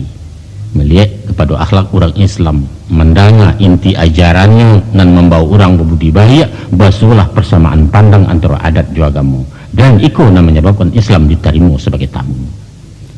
Alun picayo jeda buombak sebelum nampak dari pasiennya. Melihat contoh kenan sudah mencelik tuah kenan manang baik itu sifat orang Minang. Kalau dikonfirmasikan pepatah demi pepatah dalam kaitan adat dan agama, dapatlah dibuat gambaran proses perpaduannya. Mula-mula orang Minang sebelum Islam nalah beradat Balimbago, tidak pernah mengenal hidup sesudah mati, tidak tahu kalau kita datang dari Allah kembali ke Nyojo. Ke umur habis hajalah sampai diantar ke Tanjung pekuburan ditanam ke liang tanah. Sesudah itu selesai, tamat sampai di sini. Maka dikatakanlah hidup di kandung adat, mati di kandung tanah. Fase kedua terjadi perkenalan. Allah basuo tahu rupu tahu sapu di jalan kari alun sajalan indah. Walaupun ajaran Islam amar ma'ruf nahi mungkar membawa orang kinan elok menagah ke jalan buruk, tapi dalam menyampaikan seruannya Islam lebih terbuka, lebih transparan dan indah banyak basa-basi. Iku nan kurang disenangi orang adat, nan biasanya menampuh jalan baliku memakai kieh ketubayang banyak sindiran jumpamu. Dek seriang bertukar jalan sebiduk balai dayuang tiba peringik di nantuo. Peringiknya ingi-ingi nan di atas nan di bawah ke maimpo. Hati-hati je nan tiba orang bertandang membawa lapiak. Maka dibuatlah parik jupaga dibari babate bantaro jan sekandang ayam juitiak. Hal itu tertuang dalam ungkapan nan agak sinis adat besi sampiang syarak batilanjang. Dalam perkembangan selanjutnya ternyata agama makin berani. Himbauannya lantang untuk meninggalkan cara-cara lama yang tak sesuai ju syariat. Lalu pagapun diparapek lantak jo pancang dipataguah jangan sampai lampau melampaui. Adapun agama urusan akhirat, soal serugo jenaraku hubungan umat dengan Tuhan. Pedomannya hadis ju Quran. Tapi adat urusan dunia, matur tali silaturahim mengurih tantang selok balu antara manusia je manusia. Ukurannya alu aja patui. Nyatulah sawah lah jaleh berpematang ladang lah sayah berbintalak jago tinaman surang-surang. Yo semacam paham sekularisme masuk kini nan memisahkan agama je negara. Nah itulah nan dimungkasuk dengan adat basandi alua syarak basandi kitabullah. Masuk berjalan jo mubalik jo para da'i menyadari kalau jalannya dakwah agak lamban tas sandek tertagun-tagun. Sedangkan orang adat pantang talinteh tersinggung lebih bakanai. Sulit mendaki menjinai agak anggan ke Raja Samu, tapi tidak mambek malangi. Maka dirubahlah metode dakwah. Ini mama dianjung tinggi lah tinggi baru dipanjek, diadukan pendekatan psikologis. Berhasil. Kini orang adat pun namun menurun tajun selangkah dua langkah, bertamu di tengah-tengah lalu berjawek bau dua tangan. Itulah yang dikatakan syarak mendaki, adat menurun. Selanjutnya timbul rasa saling membutuhkan. Tanpa sabaun di pengulu agak sampik jalan ulama, ko indak jasu agamu kalam pidoman narah adat. Basuolah ruih jebuku sedundun syarak ju adat sajalan dunia akhirat setimbang laya jabatin. Layalah papatah adat ju syarak di Minangkabau, ba umpamu awa je tabi yang sanda-basanda keduanya. Sesudah dirasukan manfaatnya, Islam memapah kena lurus membimbing di jalan lanyah mahanta sampai ke tujuan. Tunduklah kini adat pakai syarak. Di sini baru dikatakan syarak mengatur, adat memakai. Sesudah diagak ditimbang-timbang, nampaknya syarak mengatur, adat memakai masih terasa kurang mantap. Sebab adat bersifat pasif di toko mengko berbunyi. Mestinya adat dipangku syarak. Umpamu uji manusia, adat tubuh syarak nyawanya. Nyampang terpisah tangga carai tampan mularek keduanya. Nan surang menjadi bangkai sesak lalam jobaunnya, nan surang tabang kalangi indak berbaliak-baliak lagi. Maka sesudah duduk berapa antara para pemangku adat jo ulama Seminangkabau nan terjadi di Bukit Marapalam di masa pasca perang Padri, di sinanlah ditetapkan adat basandi syarak basandi kitabullah. Nungkungku dan sangat dalam menghormati, dilihat kepada kalimat redaksinya, dipandang pula hakikat falsafahnya, maka adat basani syarak lah tuntas kami sempurna bahwa Islam mutlak jadi acuan, menjadi azas dan landasan setiap aktivitas adat dalam menyusun matuk masyarakat. Final sudah proses islamisasi adat ala Minangkabau. Realisasinya, nah, ikon menjadi masalah. Sesudah hampir 2 abad pelakat Bukit Marapalam dicanangkan, rasanya masyarakat awak alun eksis menjalankan amanah pengulu jauh lama itu. Masih ada praktik jumud bidah, masih nampak khurafat maksiat ataupun syirik mubazir, sehingga kita beragamu alun khafah, alun tunduk patuh tanpa survei. Dan ikulah barangkali bangkalai kita bersama-sama untuk menyudahkan. Sebagaimana pasan pantun pepatah adat, cala Allah tajam punado tinggal di bawah menyampaikan, syara Allah adat punado tinggal di awak memakaikan. Lihat saja pagang gadai umpamanya. Pada hakikatnya praktik pagang gadai itu termasuk kategori riba, sebab si pemagang mengambil manfaat materi dari barang yang digadaikan sebagai boroh, walau ada yang berdalih bahwa sifat pagang gadai itu sosial bukan bisnis. Sebenarnya ajaran adat itu sendiri mempasampi jalan pagang gadai, tapi ini menyediakan pintu emergensi, pintu darurat yang boleh dipakai kalau terpaksa. Tak ruih ke buku tersesak padang karimbo tak dapat bertenggang lain. Kalau sifatnya sangat memaksa, apa boleh buat? Silahkan menggadai. Kebijaksanaan adat itu disokong oleh sebagian ulama fikih Minangkabau. Adapun undangnya berbunyi, pusaku tinggi tidak boleh digadaikan kecuali bersuah soal lampe. Mahanya soal lampe. Dan pertama, mai terbuju tengah rumah. Dan kedua, gadih gadang tidak balaki. Ketiga, rumah gadang ketirisan nan gampe adat pusaku tak berdiri. Namun sayangnya, kita menilai dispensasi itu sebagai legalitas hukum adat. Karena apa? Karena kita menerjemahkannya secara harfiah. Satu kesalahan fatal dalam memahami hakikat hukum, sebab di Minangkabau kata bamisaru dia bekieh. Usah dibaca nan tasure, tapi harus dimaklumi nan tasire, kadang-kadang ini tasuruh. Nah, coba pikir.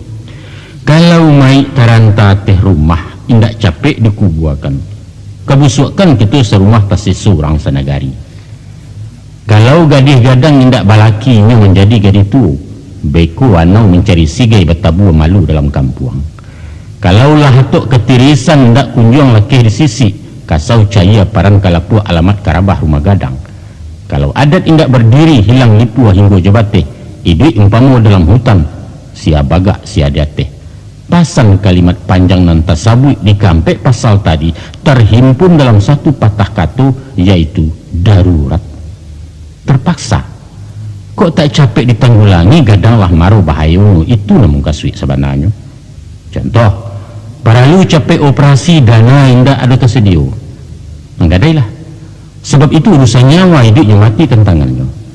Atau ada yang sakit jiwa, dipasuang banyak pemerintah dilapihkan menggaduh orang, laki-laki bau kagadui. Piti hendak segala tidur untuk makan segala payah, batu sinanlah patut ku menggadai. Tapi dek kita salah makna. Dengan alasan buliah juadat, maku untuk keperluan yang kurang penting, urusan sepele tetek bengik belaya jua waratu pusaku. Dek bagindo mesti dijapui, digadaikan sawah selupa. Malu awak indak mendoa tagadai parak kulit manih. Urang berparabola awak keindak di padalam gadai alamu. Bayu alek pengulu menggadai. Taraga pajah jonda menggadai. Berisuak onda balantak menggadai. Malah penyogok sekolah anak digadaikan sawah bakunya. Apa ndak gawat? Itu urusan pegang gadai.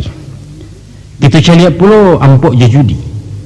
Sabuang dadu kuah jelotre masih ngadu, walau secara terselubung menyurat-nyurat. Taruhlah. Tapi praktik judi terang-terangan bahkan resmi diorganisir bisa kita temui di beberapa negara. Tujuannya untuk daya tarik para wisata konsumsi turis mancanegara. Dengan alasan itu pula diduitkan balik permainan anak negari nan selarui selama nangkulah hilang dari peredaran. Padahal nyatu-nyatu mubazir nan dilarang di agama. Baitupun khurafat jebidaah. Sajak masuk penjajah, ulama-ulama Minangkabau lawasi tungkin melarang upacara kematian yang tidak berasal dari Islam. Terbukti al-maratu abih di masyarakat. Menuju hari mampe puluh menyaratuh masih saja diamalkan. Sedangkan indak saja bicara soal hukum, geologika saja balawanan. Sepatutnya kita menyantuni orang dan kemalangan, menghibur je takziah menyumbang bahan makanan, karena ahli musibah dalam berkabung alun bisa tajun bau sahu. Kok malah awak pai makan gadang ke rumah anak yatim? Kan dah lucu.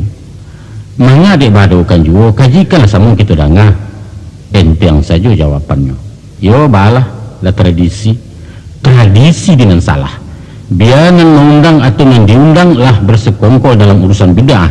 Padahal bid'ah itu sesat dan neraka tempat orang yang sesat. Baitu pitu abuya-buya. Nah, angku-angku dan sanak pendengar yang terhormat. Kini masuklah kita kepada penyebab terakhir faktor yang wibawa kepemimpinan nenek mama, yaitu hilangnya keseimbangan hak dan kewajiban antara penghulu dengan anggota kaumnya. Sebagai hubungan timba balik antara penghulu di satu pihak dengan anak buah di pihak lain, masing-masing punya hak dan kewajiban. Untuk mencapai stabilitas, hak dan kewajiban itu mesti seimbang, selaras dan serasi. Kok kandua tagang sabalah di sinan tali kegantiannya putih bersera ikatannya. Penghulu mempunyai hak untuk dihormati, diamba gadang dianjung tinggi di anak kemanakan. Apa yang menjadi haknya itu merupakan kewajiban anak kemanakan untuk mamba gadang menjual tinggi penghulunya. Penghulu punya kewajiban mengayomi, melirik, merantangkan, memimpin, memayangi anak kemanakan. Sebaliknya anak kemanakan mempunyai hak untuk diurus dek penghulunya masing-masing. Nah, terhadap hubungan timba balik ikulah nan taraso pincang di kebanyakan negari, malah hampir merata di seluruh Minangkabau. Umumnya orang tahu joha, bahkan kadang-kadang menuntut terlalu banyak dari porsinya, tapi melalaikan kewajiban yang menjadi hak orang lain. Memang ada juga, tapi jumlahnya sakit bana, nan setia dengan kewajibannya tanpa pamrih, ikhlas karena Allah. Pensanu dibuat presentasi perimbangannya, akan lebih banyaklah penghulu yang kehilangan hak untuk digadangkan sesudah menunaikan tugas rutin, menunaikan kewajiban kepada anak kemanakan. Adapun pengertian menggadangkan dan meninggikan meliputi dua aspek, yaitu lahiriah dan batiniah, atau bidang moral dan bidang material. Angkuang kudu sanak pandangan. Penghulu dikatakan sebagai ulu budi talagu undang pincuran tajunan aka mandian nurang sanagari. Baitulah mulianya posisi penghulu, sumber dari suri tuladan, figur pemimpin sampai orang mencari keadilan dan perlindungan. Maka sewajarnya lah tugas-tugas kepenghuluan itu diimbangi oleh anak kemanakan anggota kaum dengan menjaga martabat, memelihara wibawanya di tengah-tengah pergaulan masyarakat. Untuk itu ada ampek dan harus disikapi. Yang pertama, penghulu disambah lahir, kemanakan disambah batin. Pengertian disambah bukanlah menghambakan diri, merukuk sujud mengaki-ngaki, bukan. Hanya sekadar maharagui kedudukannya. Beliau diletakkan di tempat terhormat dalam pergaulan umum, dijaga tata krama, etika, sopan santun, dipakaikan basa-basi, tagua jusapu, ramah tamah, pengarang budi. Itu namanya menyambah pada nalaya. Sedangkan pada batinnya, penghulu itu sendiri menyambah ke anak kemanakan dalam artian pelayan rakyat, abdi masyarakat dan memberikan amanah ke tangannya. Tapi kok di muka dakik penghulu batu tua sah mengangu berundian nindak bestinah, jatuhlah merek beliau tuah di mana tersangkuitnya. Kadang-kadang kan nindak kok, jangankan menghormat maharagui, malah merandah melecehkan. Kajadi bahan cuma keumpan galak di palanta, dibuat basuh pelesetan, nenek mama dipelesetkan menjadi nini yang ngangak. Nan balam laweh bepadang lapang basa lewengkan kenan dua, nan barang laweh beparik gadang, nan gadang basa batuah menjadi nan garang basah bakuah. Anak dipangku kemanakan dibimbing, dikencungkan menjadi anak ditinjung kemanakan ditintiang dan lain sebagainya. Apakah itu bukan pelecehan namanya? Kok berang kemancik siku ajanlah rangkiang diruntuahi. Nyampang ado cik juduo yang mangkum kok kurang adil menyimpang arah jalannya, tarambau masuknya ke benda. Mangan banyak dicilakui. Titihlah batang tegolek tampuhlah jalanan pasar lalui cara aturannya. Ingatkan kok minta lupu, jagokan kalau tak kalau. Tidak jauh senang di hati, cabut kali lipek bajunya runtuh hoyaklah dari tandan mufakat kita bubuakan. Tapi coba bayangkan Stan. Baju sadang laki di badan dicabik sepanjang jalan galak surang sebalik kampung siaku awak ranamukan. Cara kedua menghormati penghulu dengan mendudukkan beliau sebagai mengkapai tampak batanya kok pulang bakih beberituh atau sakit mengimbaukan mati mendapatkan. Mengkasih tujuannya ialah selalulah menjaga kontak komunikasi dan memberikan informasi tentang apapun yang terjadi. Kabailo apapun dulu malang jua sakit yo sanang menimpo anggota kaum. Jatuh harkat pengawak jika mendengar dari orang konon kok sampai tidak tahu orang bertanya bersiasat. Dan ketiga sebagai pucuk pimpinan kurang etis sangatlah jangka kalau segala busuannya urusan yang tiang mancik-mancik dikadukan dua ke pengulu. Hendaklah dipilih ditimbang-timbang, jangan sampai makanan pipi dikatiangkan ke muka anggang. Lanyah bana saluak pengulu, samit-samit tu bakadukan langsung mengirai sajoh melonong ke cerang sinan. Pakailah cara aturan prosedur istilah kini berjanjang naik bertangguh turun. Lampaui mamak dahulu baru ketibu di pengulu. Itulah yang disebut kemanakan barajo ke mamak barajo ke pengulu. Umpama berselisiah hadiah jo kakak, bagani orang Sumandu padi masak diampai jawih, itu urusan mamak rumah. Kok kusui ndak selesai karuah hendak kunjung tajannya, kan mamak tenganai mengakuknya. Ngampang yang raso ketabuak gantiannya menentang putih rata lanyato baparinggo siman beliau turun tangan. Tapi wajib memberitahu laporan masuk labe dulu itu bari balabehnya. Dan kampe pengulu itu didahulukan selangkah ditinggikan sarantiang. Dan dituntut kepada kita bukan mendahulukan saliku jalan yang dibalik-balik bukit, meninggikan sampai ke langit jauh di sungkit-sungkit awan. Bukan begitu. Sebab kalau dianjung tinggi ame, tidak nampak rumput di bawah rumput ju tanah bagi tumbuh. Kok dahulu jauh ke muka kacau balu di belakang hilang pedoman si pengikut. Antara komandan yang buah ataupun imam jemaah umum tidak mungkin juga segandiang usah pulau terlampau jarak. Tapi tingginya sepenjangkauan jauhnya dapat dijambu bak buku tagak dirweh. Sinan baru dimakan patui uku aja jangko tak terlampau terletak suatu di tempatnya. Salah rugi awak sendiri kalau menganjuang ketinggian atau memilih nandiateh jadi pengujuan diku. Dijuak galah tak sampai diimbau bahabis sorak. Awak lama siap kepanasan payu yang di puncak Gunung Jo. Beliau punya protokoler. Baku tiko bisa basuh bermasuk mengkobat tamu. Isilah dulu formulirnya melapor ke sekretaris seizin satpam pintu di toko. Kok di jalan pulau ke rumah. Herder gadang di pintu pagar, babu menciguk di jendela sambil melengah mengecek. Bapak tidur lagi istirahat, enggak boleh diganggu dibangunkan. Pulang selamai enggak kayu itu. Kadang-kadang malah tak balik pasang. Bukan dianjung ditinggikan tapi dilayukkan ke tanah batu labih bak daun bungkul lapik. Muka suit mendahulukan kilonya jadi orang pelayan bak guide penunjuk jalan. Cuba pikir, pernah terjadi di bulan Juli 96 pada suatu alek gadang tagak pengulu di nagari nan tak guna disebut namu, bahwa para nenek mamak dibariskan di balik bertimba jalan yang terdilalui dek tamu-tamu penting dari Padang seratu dari tingkat 2. Beliau-beliau menjadi pagar betis di muka pintu Kaporo menjalang medan Nambalinduang. Bajamu di panih garang, baju bauki ala kulit basah dek paluah. Nan gaek bertumpu bertungkek ruyuang sambil menggulung rokok daun. Kasihan. Di dalam tahun itu juga keluar di RCTI tayangan alek kawin menurut adat Minangkabau. Di sinalah nampaknya pemandangan yang memadiahkan mata, yaitu dimukul iring-iringan anak daru Jumarapulai. Berjalan dua orang yang mamak dalam pakaian kebesaran mahanta sampai ke Palaminan. Sesudah pengantin didayang-dayang seratu kedua belah pihak orang tua duduk di tempat masing-masing, barulah beliau cigin entah ke mana. Masya Allah, apa ini? Apa dengan membariskan penghulu menjadi pagar jalan bukan satu penghinaan? Apa dengan mengurah datuk sebagai pemandu anak daru bukan pelecehan adat yang kita junjung tinggi? Sungguh hendak habis pikir. Kebodohan apa lain yang paling parah dari yang diperbuat penitia pengarah di kedua lek itu. Dan tambah membingungkan lagi kok para nenek mama awak tu namun saja diatur-atur cu anak TK. Jangan muangku. Datuk kami bantikan kabau bukan untuk jadi tuntunan orang, tapi jadi tuntunan umat sebagai pucuk boleh urek nan tunggang dahan rampak bakil bergantung daun rimbun tempat bata dua sebagai ulil amri, sebagai sesepuh pimpinan tunggal dalam kaum juru suku kini dipajang-pajang orang. Walah hancau kebirau.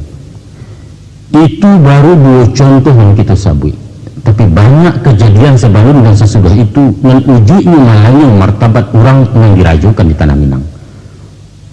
Berjalan mulus tanpa sekarek pun protes dan tedangah, bahkan membanggakan seluruh pihak. Kalau begitu kesayahnya, baratilah kudo butuh kusia pun butuh orang menumpang butuh pulau kunduh poroh ganti kengari. Itu tentang hak moral penghulu nan terabaikan. Baik pula dengan haknya di bidang material, mari kita tinjau. Hampir tidak terdanga keluhan nenek mamak menuntut hak-haknya kepada anak kemanakan, apalagi soal material. Sebab selain mengangkut harga diri, beliau memang memangku jabatan bukan mengharapkan upah gaji. Baju saja tidak basaku, sarawai tidak berkantung di malapiti disalekkan. Malah acuk diajih bisa tersinggung dirinya barasu takiah jadi santunan murah lalu. Tapi pernahkah kita berpikir bahwa beliau bukan malaikat? Malaikat yang tak tahu habis jual apa, tidak berubek konya sakit bisa terbang kumuripai. Meminta malah nan tidur menyabui inyunan rumi pikir sebalah di penumpang. Oto diracak dipangangkan, bensinnya tidak diisi, olinya haram ditukar, ban nipih dia bagesoh baut lungga kalau harcaya. Upek juga malah membulia. Itulah nasib nenek mama, lambang ketidakadilan masyarakat Minangkabau dengan bijak anu dipatui arif di Sindia ketebayang. Angkuangku dan sanak pendengar, di Jawa ada setumpak sawah bernama Tanah Bengkok. Tanah itu milik desa turun-temurun semacam pesakut tinggi kita risiko. Hasilnya sepanjang tahun untuk honor kepala desa bagala lurah yang sedang memerintah. Orang berabik jadi lurah dia marukkan Tanah Bengkok. Bayangkan kalau ada yang berani mengeluarkan dana kampanye 22 juta untuk masuk jabatan 5 tahun, baralah kalawis sawah. Menurut penuturan itu, kita pun di Minangkabau pernah punya sawah semacam itu, nama sawah abuan atau sawah kagadangan. Anggota kaum bergotong royong menggarapkan sampai panen. Dengan hasil padi itulah kesejahteraan pemulung bisa dibantu. Itu dulu. Tapi entah kenapa ini sawah inventaris suku itu tidak pernah kadang alai. Kok kado tinggal di beberapa negara saja. Mungkin tidak memang dibutuhkan. Orang sesuatu lebih tanggap dan kompetitif dengan penghulunya surang-surang. Ini malu kalau di tengah alik penghulu tidak segagah penghulurang, hatinya ibu kok datuknya tidak berbunyi dalam rapek. Ada semacam persaingan sehat di negari, sebab penghulu merupakan simbol dan suku bersangkutan. Di generasi sejak merdeka, hal-hal seperti itulah ditinggalkan. Orang lebih cenderung memilih calon penghulu dari golongan ekonomi kuat dengan mengabaikan faktor-faktor lain bagi kelayakan jabatan terhormat itu. Kini kau nak pakaian dari surang. Undangan patut dituri alek mesti di jalan sidang urusan menabuah resek saku karu alamuncang ko indak ngeraton saja orang kalapau wak melengah. Pendeknya swadaya suasembada nan tugas berjalan taruh. Kami ceritakan satu pengalaman pahit seorang penghulu.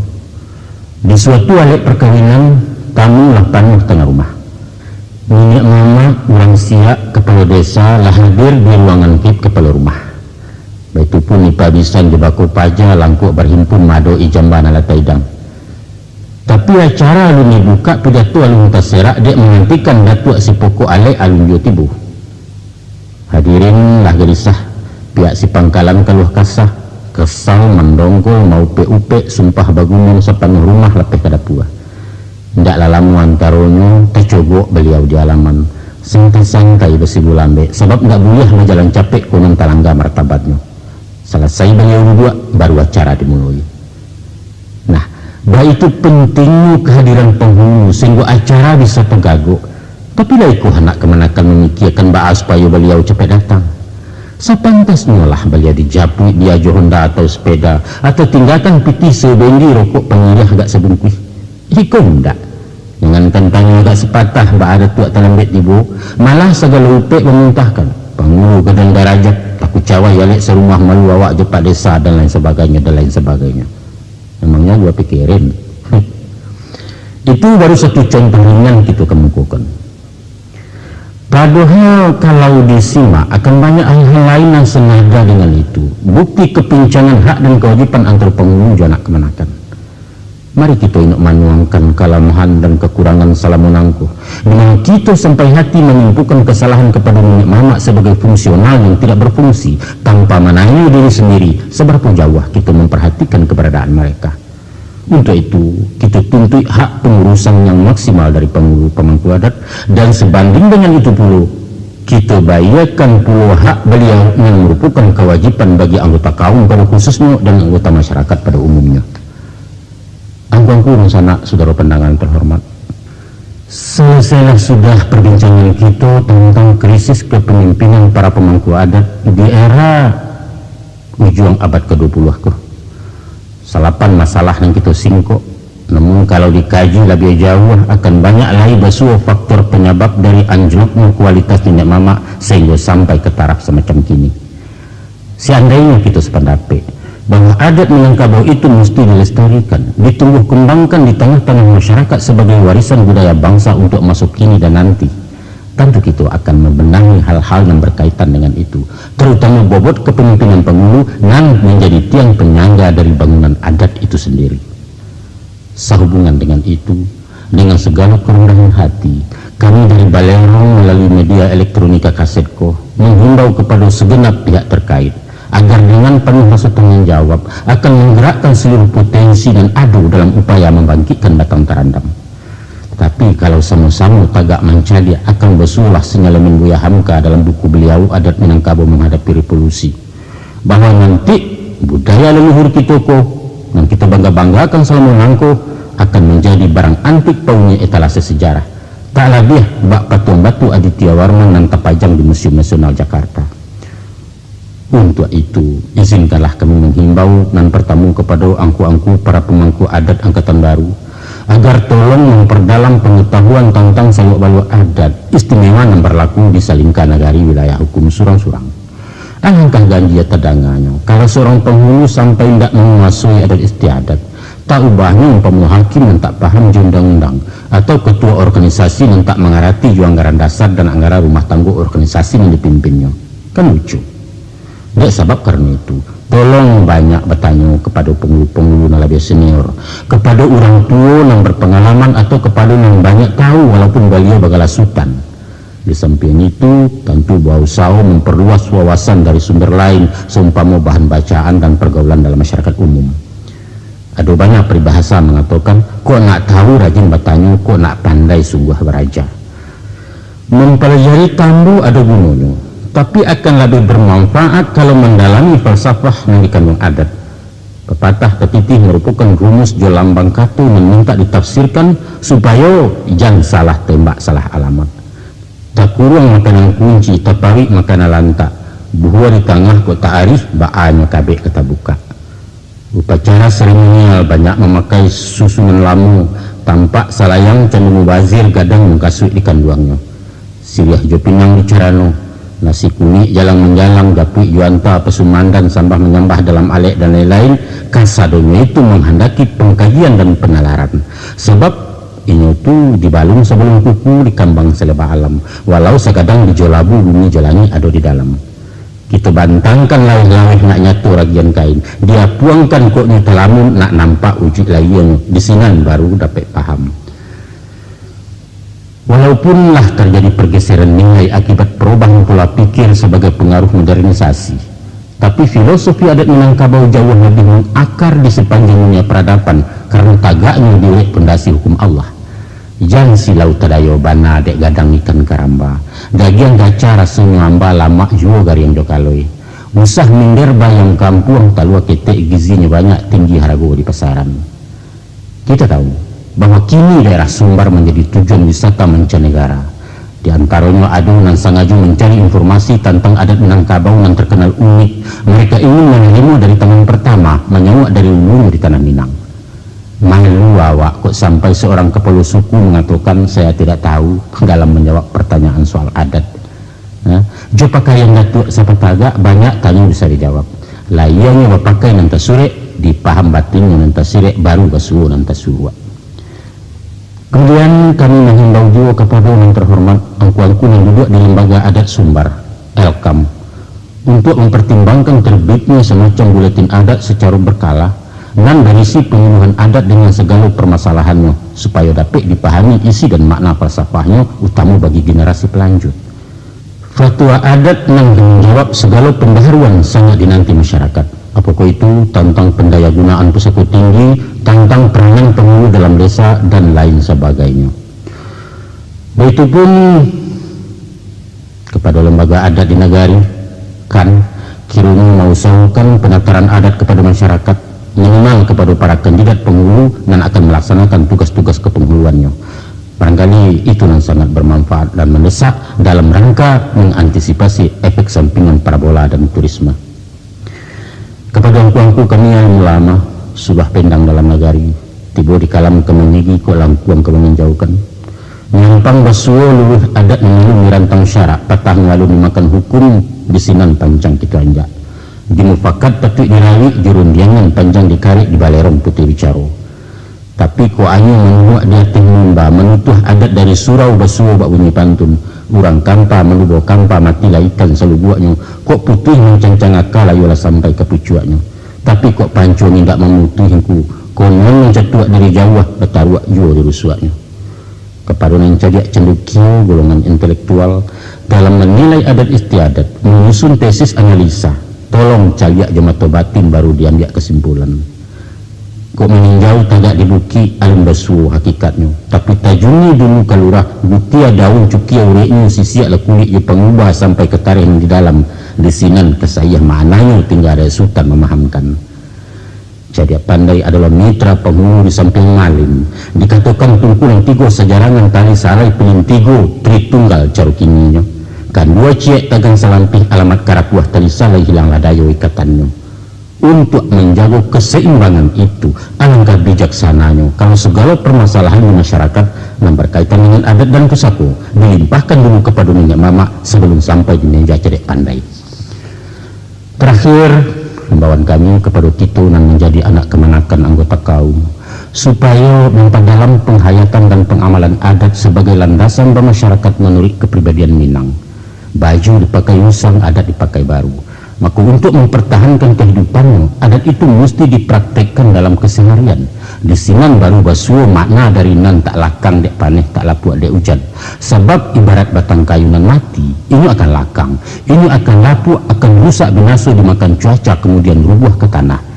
Tapi pohon nan hidup indak kata pengaruh dek paneh bertahun hujan bermusim, malah kesamakin rimbun lampak taguah ke bumi, buah baduyun bilang tangkai makanan orang sealamnya. Salah satu dari banyak kelalaian kita selama menangku adalah kurang memupuk melangguak tangan sesudah bersama menugakan. Pengulu diangkit jualik gadang membantai kabau, tapi haknya diabaikan sementara kita menuntut panuh tanggung jawabnya. Kurang logis, kuranglah adil. Kalau kita mau pek nenek mamak tidak berfungsi, tidak berwibawa dan lari ke perantauan meninggalkan tanggung jawab. Padahal anak buah melengahkan hak-haknya, apakah itu hak moral, kurang puluh hak materialnya. Saatnya kita mengindahkan pelecehan pengulu dengan tidak menampilkan beliau di medan lembapangih dalam pakaian kebesaran. Dan saatnya pula lah memikirkan sawah abuan atau sawah kegedangan untuk membantu meringankan biaya transportasi beliau. Kalau itu rasa tak mungkin, ia dicarikanlah alternatif lain, umpama dengan simpangan tabanas atau memukau yang dulu per bulan dimanfaatkan untuk keperluan pribadi pengulunya. Atau dengan cara apa saja manfaatnya tanpa mengurangi martabat beliau sebagai orang yang mesti diambah gadang di anjung tinggi. Semoga dengan itu setimbanglah ujung Jepangka saukua barek suwa kidat dan payah bana jurumuli mengayu bidua ke Subarang. Untuk memilih figur penghulu masuk ini, barangkali dapatlah kami beri gambaran bahwa kita jangan terpaku kepada ukuran-ukuran lama, tapi hendaklah mengutamakan potensi yang ada di dirinya. Kita harus memandang dasar pendidikannya minimal tamatan SMA lah, punya wawasan luas, berbudi luhur, bermoral tinggi, dan kok dapat nanti nggak di kampung. Angkuang kurus anak penangan yang berbahagia, dek berjalan menuju Bateh kok bahaya menantang pulau. Rupanya sampailah kita ke ujung kaset. Di siko sayok patah tabang baranti perbincangan kita tuhuakan dengan harapan. Mudah-mudahan paparan kami kuada manfaatnya. Sekadar pemancing-mancing perhatian dalam menuih tunggak adat dalam mulai condong mampaharik pasak penghulu na makin guyah. Adalah bangkalai kita bersama untuk mengembalikan gadang basa dan batuahnya potensi nenek mama sebagai tiang penyangga tagaknya bangunan adat itu sendiri. Adat yang merupakan benteng terakhir dalam upaya menahan badai dari barat. Tak kalau kita sekali ngangku kehilanganlah kita salamunyo menyangkabau tinggal junamu. Dahulu manang madu kabau de arih membacu lawan gadang kok mubalo rintang didangau taranak kemasuk kandang orang. Adapun kemudian daripada itu selama 2 jam kami membawa tu dek jalan banyak basimpang magai rambu lampu merah supir kok kurang pengalaman. Maka nyampang baguli mengejar rem taranguak muka gigih berbincang orang sauto. Maafkan kami tentang itu. Malumlah ulah bapacu mengajar trip memburu target setoran menjujui sajo larioto penumpang kasih soda di kana. Sekali lagi mohon maaf. Sungguh banyak si yang dibanai sekian sajo di caranu. Sungguh banyak yang cedek pandai sakitu sajo dari Balerong. Wassalamualaikum warahmatullahi wabarakatuh.